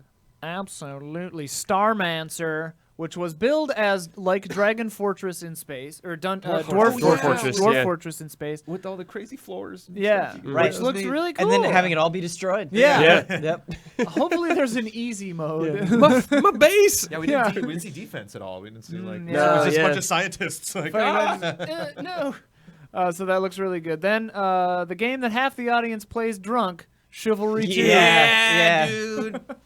Hell yeah, I'm so pumped. Drop kicks. Yeah, it looks just bonkers. I will die immediately. Now I want to like play that for the first time with a beer in hand. Yeah. I think, with them saying that, yeah. They're doing like a pre-stream that starts. Yeah, that's just their pre-show. Then it's Mosaic, which of course introduced Jones to his new favorite game, Blip Blop. Man, it looked goes. depressing in a really intriguing way. Yeah. I want to know more. Wait, what level are you? 15. He's level 15 in Blip Blop just in the course of this show. But yeah, Mosaic looks really cool. Offering some commentary, I think. I think so. It reminded me of there's a short film I think called Bliss. It looks a lot like that. Is that one that Don had from Netflix for a while, the DVD? Yeah. That's it. By Antonioni. Okay, then there's Midnight Ghost Hunt, which looks like That a looks blast. fun. Mm-hmm. That has to be like one of my favorite games that they show. Oh, yeah. Oh man, for sure. That game also Guaranteed blast. That seems like something that could update just wonderfully. Yeah. You know, we're like New I mansions, play, check it out, baby. enjoy, and then like a year later, like whoa, look at all New this other crazy ghouls. stuff. Yeah, that looks really good. I Then love like a Japanese variant. what if they could Oh, that'd do be a very cool. Ghostbusters crossover? I'm Since sure that's- it'll happen. That's coming. That would be good. There is that new Ghostbusters movie. Yeah. Then it was Unexplored 2, The Wayfarer's Legacy, I think, if I wrote that down right. Whoa. Which I don't remember, honestly, right Yeah, I was just going to throw that at you. I'm like, I'm trying to visualize this. Maybe Damian can throw something up. now. I remember you had bright one job, colors. Yeah. Hey, let's just keep moving. Then it was Samsung 240 hertz. Not Measuring 4K. with bullets. Measured in bullets. Yeah. Not 4K. Not coffee spoons. Crash Test Dummies reference. Oh You wow. remember the band, the Crash Test Dummies? Vaguely. I remember a Super anyway, Nintendo game where you played. Not as a Crash 4K, Test but it looked like a cool Mm-hmm. monitor, Curved, whatever. yeah. Funcom brought out Mutant Year Zero, Evil, Seed of Evil, which looked kind of cool. Yes. Conan Unconquered, RTS in the Conan universe. Moons of Madness, which looks cool. Kind Yeah, of Conan Lovecraftian. Conquered looked kind of cool. It wasn't like running that great. Yeah. No, but It wasn't like super crisp, but it looked pretty fun. Yeah, but Chop Chop Conan. yeah, then chop it chop. was Chop Conan Chop. Chop Chop, September 3rd, which just looks fun. Yeah. Yes. Good time. Last Oasis looks crazy, also September 3rd, I believe. Remind me of Last Oasis. Oh, Last yes. Oasis is the bug machine mechs. leg Yes, bug yes, mechs. yes. Damian, we're going too fast for B-roll. Don't even sweat it. Oh, okay. Then it was Age of Maybe Wonder. dig up what Unexplored was. Yeah, tell us what so they can Unexplored find 2 that. was, because I remember thinking it looked cool, but I'm just having a little brain fart right now. Then it was Age of Wonder Planetfall. I thought Age of which Wonder looked good. Planetfall had a really good showing, Yeah. and I liked that they got to talk about the battles and the different factions a little bit. So And like the overworld stuff, then moving down into a battle. yeah. Oh, right, yeah, yes, Unexplored this 2 looks game. awesome. Yeah, Yeah. Unexplored 2 is beautiful. Unexplored was like one of the ones that I was really excited about. And it's got this awesome graphic style. I am sorry for forgetting what Yeah. this was. That's a good sign, though. Like too much goodness in this thing. Yeah, this was a really good show. This gameplay just kept getting better and Yeah, better. this game, Unexplored 2, I am sorry we forgot about what that was, because that looks really good. The art style of this, the different gameplay scenarios that they showed, it just, oh man, I can't wait I'm for just that one. digging smaller characters in this gen. Yeah. I just love stuff like that, and it zooms in at just the right moments. Like, And Fight vulnerable. back. Yeah, fight back, fight dude. back. You have a sword. It's like Okay. Hollow Knight nails what he's got. Oh yeah, you're right. Then it was Zombie Army Dead War 4, Yeah. I think was what it was called. It's like Yes. I was trying to write it down really fast. Which sold looked, on that. Call of Duty yeah, Zombies. very fun. Sniper Elite Zombie, 4-player maybe, Group stream co-op, game. who knows, group stream game. LAN party. Then it was Remnant from the Ashes, comes out on August 20th. Co-op action shooter, which looks kind of cool. Clay showed Griftlands. July 11th, I think, was an alpha. Which that was a is- tricky trailer because that was like gameplay-esque. Like, I don't think that was like actual somebody playing the Yeah. game. It was like animation. Yeah, made but to I look like the game. just the setup for it. Walk into a bar. Yeah. Who do you talk to? Depending on who you talk to, you get a completely different outcome. I thought that was cool. Which is neat. Oh yeah, here, that's this. I just like them looking at you. It'd be fun. Like, And like I wonder what the blue and like this scenario is much different than the battle. So there are different things, that can happen. Get laughed. someone in their chat that they showed on screen said card-based roguelike dating sim all in. And I'm like, interesting. is this a dating sim too? Maybe they were talking about a different game. yeah, I wonder how permanent these relationships are. Because there's Boyfriend Dungeon, which I haven't heard from in a long time. But okay, then of course Planet Zoo, November 5th. Yep. It's Love just it. what can the you say? poop It's just gonna be sucker. solid. The poop sucker. Poop That's sucker. right. Highlight. Highlight. Moment. Got a good poop. Got a good poop sucker. Got a good poop sucker moment, and then of course there was Shenmue 3. Yu Suzuki on stage. They didn't really talk to him much. Yeah, No. I mean, it would seem silly if we didn't check in with Huber at least just on some sort of hype check. Yeah, I don't know Huber, if, I don't know if he's reasonably you buy close the to a mic? mic. What'd you think? Is Huber in there, Damiani? I heard. I don't know how clear it came through, but he was talking about the dub. Yeah, he Yeah. said it felt like retro. He was Yes. into it. Saying Yes. anything? Hubert, just talking to the There mic you are. about Shenmue. Hello. Hello. What'd you think? I'm so into it. I need to see just like a 3-minute slice of this game. Yeah. You know? Everything we've seen has been cutscene. I really just want to see like 45 seconds of him just walking through the town or something. But Sure. still excited about what I saw. Liked all the dialogue between everyone. The English VO is appropriate for what Shenmue was and is. So still very excited. The old game had dub, right? Yes. Yeah. Okay. Yeah. Cool. Thank you, Hubert. Yeah. Yes, it did. Then it was Songs of Conquest, which said late 2020, so still a ways out, but looks really another one you can cool. sign up for an alpha for. Probably, yeah. Yeah. That's the Heroes of Might and Magic Yeah. kind of vibe, which, I mean, I played a lot of those games when I was younger, and boy, this one looks fun. Cool art style, too. Then it was Vermintide 2 announcing, as far as I know, I hadn't heard of it Right, before. yeah, I hadn't heard of it either. Multiplayer versus PvP versus was when he was putting up the shield against the Gatling fire Yes. and just how intense that looked. I liked the reveal of playing as the Rat Boys, and I think it was a hook rat that you started as, which I thought was a cool way to do that. Yeah. It's interesting if you get the thing I wonder about with this is how squishy are you? Like if you're playing as a hook rat or the Yeah. assassin guy and you get killed as quickly as in the regular game, Yeah. does your consciousness jump to another rat? I think Right. so, yeah. Because it still seems like an army versus just a handful Right. of Right. soldiers. Because like those hook rats you kill in like 4 or 5 hits. Well, it's all about being the swarm as well. right. So yeah. Yeah. And So it looks it'll be like interesting. you were saying it's mostly melee. I haven't touched this. I think this might actually be like the most gameplay I've seen of this game. But Brandon. This game is just because you guys were all over it. Oh. So I'm like, Archer- okay, I don't need the Archer is No, really in on it. good. Well, that what you said was mostly melee, and that's what I I was play as thinking, the like, Archer, so I do a lot Okay. of distance. But I wonder if their Range. abilities are more ranged friendly. Yeah, I mean, I play as That the UB chat just Wow, that goes- UB chat is Starting soon. Okay, Per Aspera is the Mars terraforming AI Yes. game, which looked really cool. Looked a little overwhelming. Yeah, yeah. But you know what you're getting into. Right, Yeah. exactly. You know, exactly. It's, yeah, true to form. Ancestors, the Humankind Odyssey, got a date, August 27th. Really curious about that game. Sooner than I thought. Yeah. The evolution aspect. It's like I have conflicting, like, good guy, bad, good cop, bad cop in my brain. Where like good cops, like, so unique, somebody doing something like completely new and is exciting, from him especially after what he's done, and Yeah. then bad cops like probably dull, right? I mean, it Well, just looks. I mean, who probably like knows? I just wonder what the pace is like, and we haven't seen any indication of that. It just kind of focuses Sure. on these little cute moments. Well, and It looked historically, a little like, janky, but Yeah. my optimism is that the ideas will carry it Yeah. in spite of that. there's a rabbit on their desk. Sorry, I know you're not seeing that. Just on the pre-show. Yes. They saw a bit. Oh, okay. They saws it. The it's kind of like games of this nature. I get like I was burned by Spore. Yeah. You know. Yeah. So Sure. we'll see. Then But there was still a concept that I want to see nailed. yeah. Right.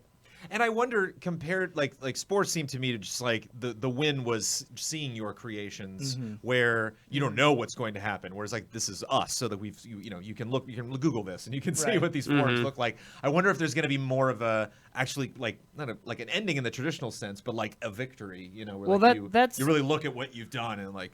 That's something just something he said actually made inspiring. me wonder, because he says you start as the prey and you go up to predator. Yeah. And that made me wonder, because I had assumed that it would be, like a, one full playtime you go from ape to man.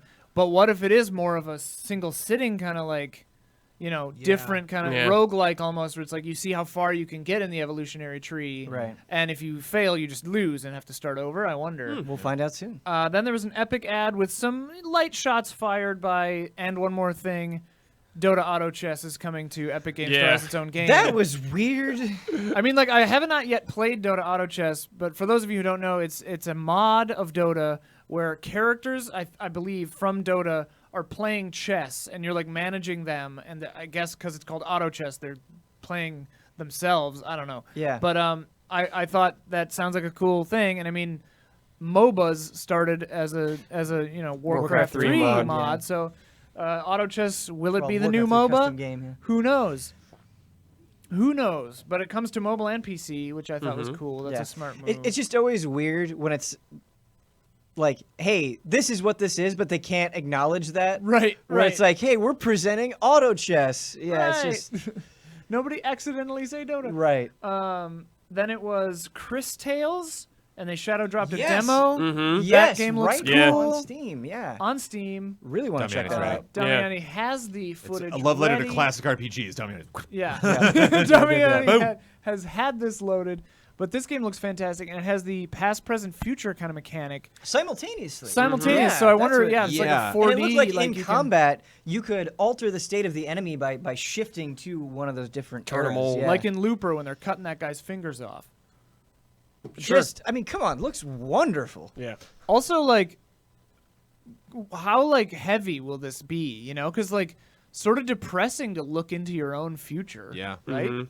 Like, what if Well. there's a character that you look into their future and there's not there? And then you're like, oh. Oh.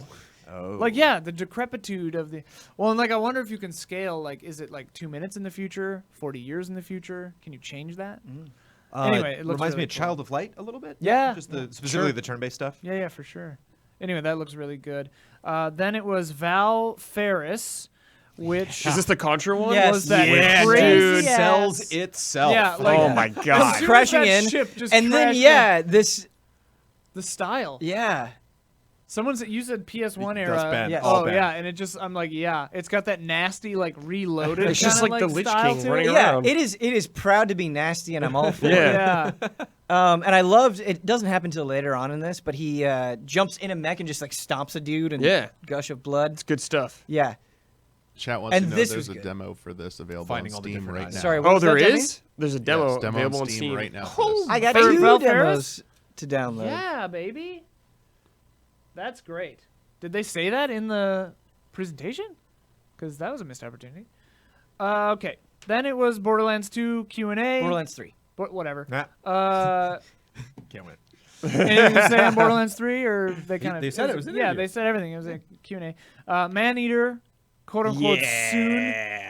Yeah, Maneater looked Fun. fantastic. Lots of passes under that freeway. I'm like, wow, that's like the 8th time I've seen that freeway. They were So only like in I don't one know if they were area. just focusing on one little zone. Yeah. But it'd be nice to get to some open The ocean. GTA of shark RPGs. Be nice to maybe fight other sharks. Maybe fight like a I really like the giant squid or idea something. of upgrades, though, when he was saying, like, hey, you can modify your lungs, so if you want to eat more people Metallic on the beach, teeth, you yeah. can. I would have loved to see that. The cutscene tease there where he just kind of slides down to home base on the Yeah. sand, and like that'd be fun. Well, and it's kind of funny that city looks curiously well formed.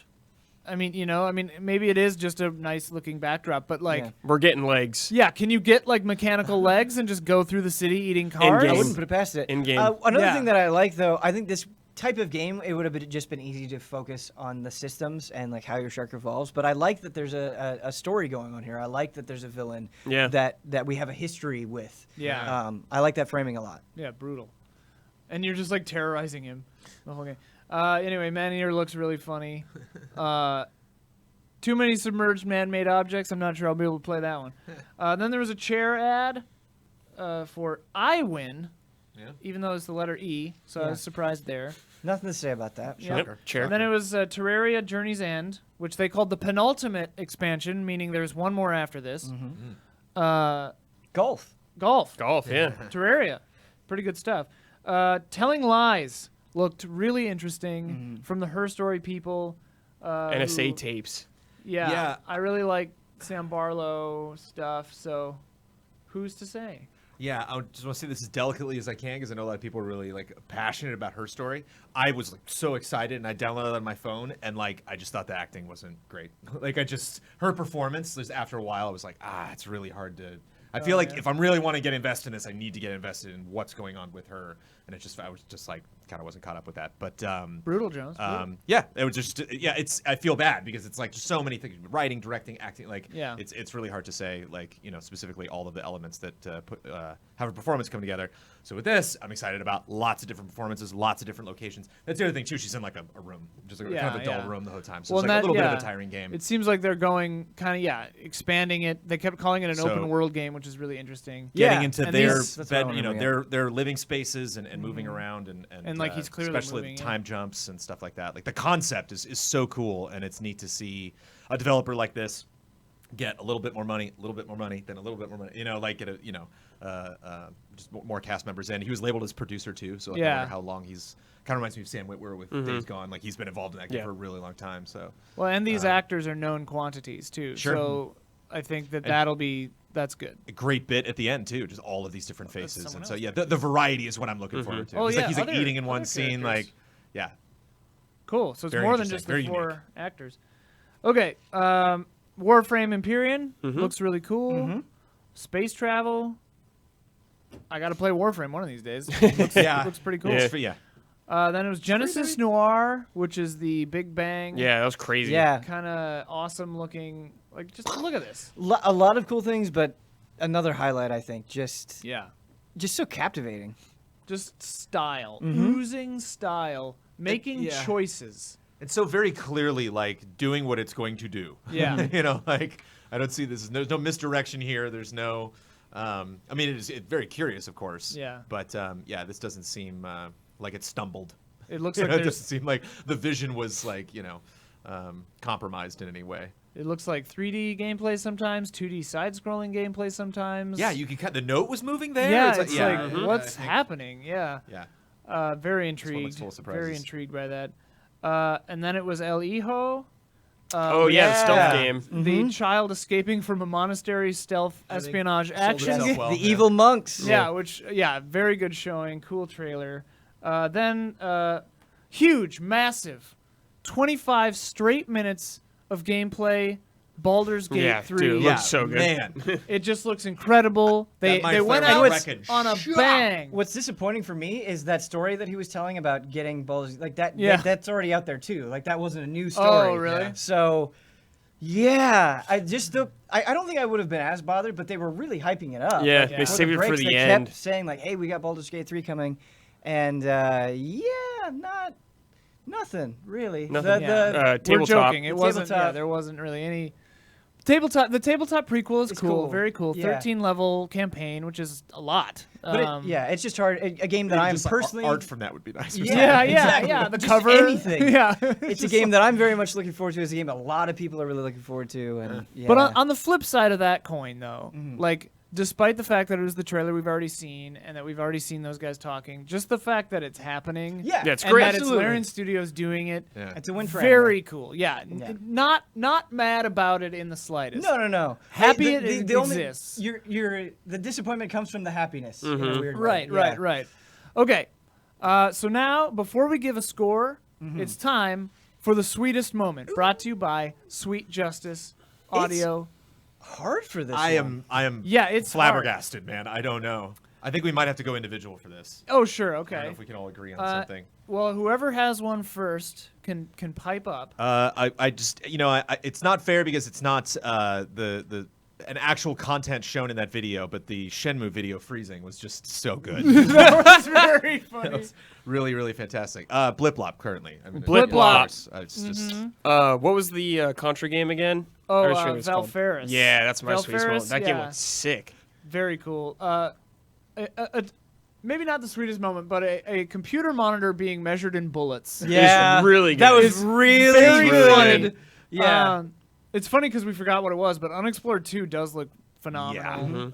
Midnight Ghost Hunt looks very good. Starmancer. Man, there were a lot of great things. I think Chris Tales, right? That's the name of Yeah. it. That it's just my style. It looks gorgeous. The fact that it has a demo out right now, that was That's all sweet. really That's sweet. a sweet moment. all jokiness aside, that sniper zombie game. Yeah. I could see. I'm super curious how that plays because I could see myself getting obsessed with that. And for me, not one moment, but the entire presentation, I think, just I want to shout out again to the PC Gaming Show because the first year they did this, it was very long, kind of drawn out, awkward, a little too sales pitchy with the AMD stuff. Yeah. And they've really turned it around and made it, like, this had, I thought, really solid pacing. Engaging from beginning to end. Yeah, Yep. and they just showed stuff and then talked about it for just a second. And I thought, most improved, very good show. Yep. Last year it was also, I remember, being very good. I remember we had a similar vibe. But I don't know if we need to agree on a sweetest moment, but No, I just think we're fine. it was just a it very was that kind of show, I think. yeah, just a lot of little sweet moments. Yeah. From this show. Okay, so now the only thing remaining is score. The rating. The rating. And Damiani, we'll want to hear one from you too, so prep your mind for that. But Ben, do you have one? Yeah, I kind of had a few different ones in my head, but I think I'm going to settle on a B+. And really what it is, what's getting that B+ is the variety. I was thinking about it and I was like, man, one of my favorite kind of segments of the Microsoft conference was seeing those smaller games and how intriguing they looked. And this was like that, just super expanded. And pretty much, not everything, but almost everything I really wanted to play. I was genuinely curious about. And that's what I want about E3. I want to be excited about games. That's kind of the bottom line. The only things that's preventing it from like an A- or an A, this bordered on charming more often than not, but I felt like the skits sometimes were awkward in a way where it was like, okay, yeah I get it, come on. But it wasn't too bad, not a huge mark against it. Probably my biggest mark against it, just because I wanted it so bad, is Baldur's Gate 3. Sure. I definitely thought it was weird that they, like you said, they didn't even show art or something. Talk about maybe more of a general premise, just anything. What kind of game is it? Right. I realized that we've probably have a long time until that game comes out, but just the way that they were setting us up, I was expecting a little bit more. Sure, great. Brad? I'm going to go B. I saw a lot of great games that I never heard of that got me interested in checking them out. They didn't drag on anything for really too long. I did love them showing the game and talking about it. It was never too long. Baldur's Gate was a disappointment. I feel like that was like, what was even the point, really? Right. I didn't learn anything at all from it, I guess. Borderlands, the Q&A section was also like, what? Mhm. They didn't really talk about anything. They didn't show anything. So, Yeah. but otherwise, I loved everything else. Great. I think that gameplay might have been new. I don't know. I haven't caught up. I've seen a lot of Borderlands 3 gameplay, but I haven't seen that. Some of that stuff looked new. Yeah, I'll go B as well. Because I felt really bad for Frankie, because they gave her all the skits, 10 sentences. She's like, okay, and then this next game has this clever phrase and this gameplay mechanic and this thing. So what do you think it might be like? It's just like, man, just one sentence is good. And then, and I thought it did kind of lose steam every now and then of like, okay, and then here's the next thing we're gonna do. But that's just like semantics, that's like stupid press conference-y stuff where I continue to be amazed with this E3 that I'm just like falling in love with all these little tiny projects. And the bigger stuff is just like, oh, okay, we might get an appointment or find out about it later. It's inevitable, but it's wonderful to have these opportunities to check out this stuff, because I know it's so easy for. I could see this stuff coming again, or like us getting ready for February next year, and Blood brings up some game at our meeting, and we're just like, what is it? Oh, right. And it's like literally this show was like the only time it jumped out at me and I actually got to check it out. A lot of these games seem like potential broth games. Mm-hmm. We'll see if we get actually get to talking about? actually get to play any of these. Tune in Wednesday. Tune in Wednesday night. I'm excited for about 90% to get to hear more about 90% of that stuff. You know, like if I see it pop up or trend, or be like, oh yeah, click totally. That. Yeah, I think to echo mostly what Ben said, I was thinking of B+ as well. You pretty much hit the nail on the head. The thing for me, instead of the skits that was holding it back from an A, is I would have wanted like a huge. Not even just like a huge announcement or something, but just like a shadow drop or something that made it just go like, whoa, like something that immediate, something juicy right now, new, exciting.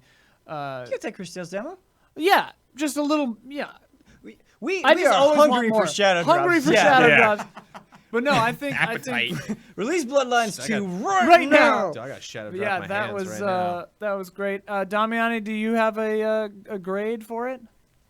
I mean, I think everything you said makes sense from all of you. I'd probably put it in the B range, like B to B-. I think the only thing, besides everything that you said, that I'd like to see is if they could just somehow get more of the bigger players involved. I know they do their own thing, but I think this could be such a big event in the future if they could somehow get everyone to play nice and bring like have Blizzard show up, actually have like Valve show up. I know it was sponsored by Epic Games, but having like all the major traditional PC powerhouses represented there as well could be a big deal. Yeah. But for what it was, though, it's pretty good. It's consistently been a really good conference each year. So for those of you keeping track at home, our scores thus far: PC gaming show is winning by a landslide as far as the grades. Yeah. Which, you know, I agree with it. yeah.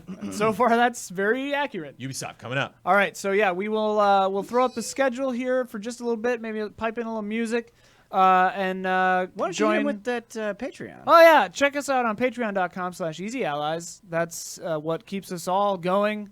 Literally feeds us, clothes us, puts lunch on the bed. These house suits brought to you. Yeah. Patreon. At patreon.com. So we need more money because we need better suits. All right, we'll be right back in just a few minutes. Don't go away. Ubisoft pre-show, followed by the press conference, and a full day. We're going till like 10 or 11 p.m. tonight. Stay tuned.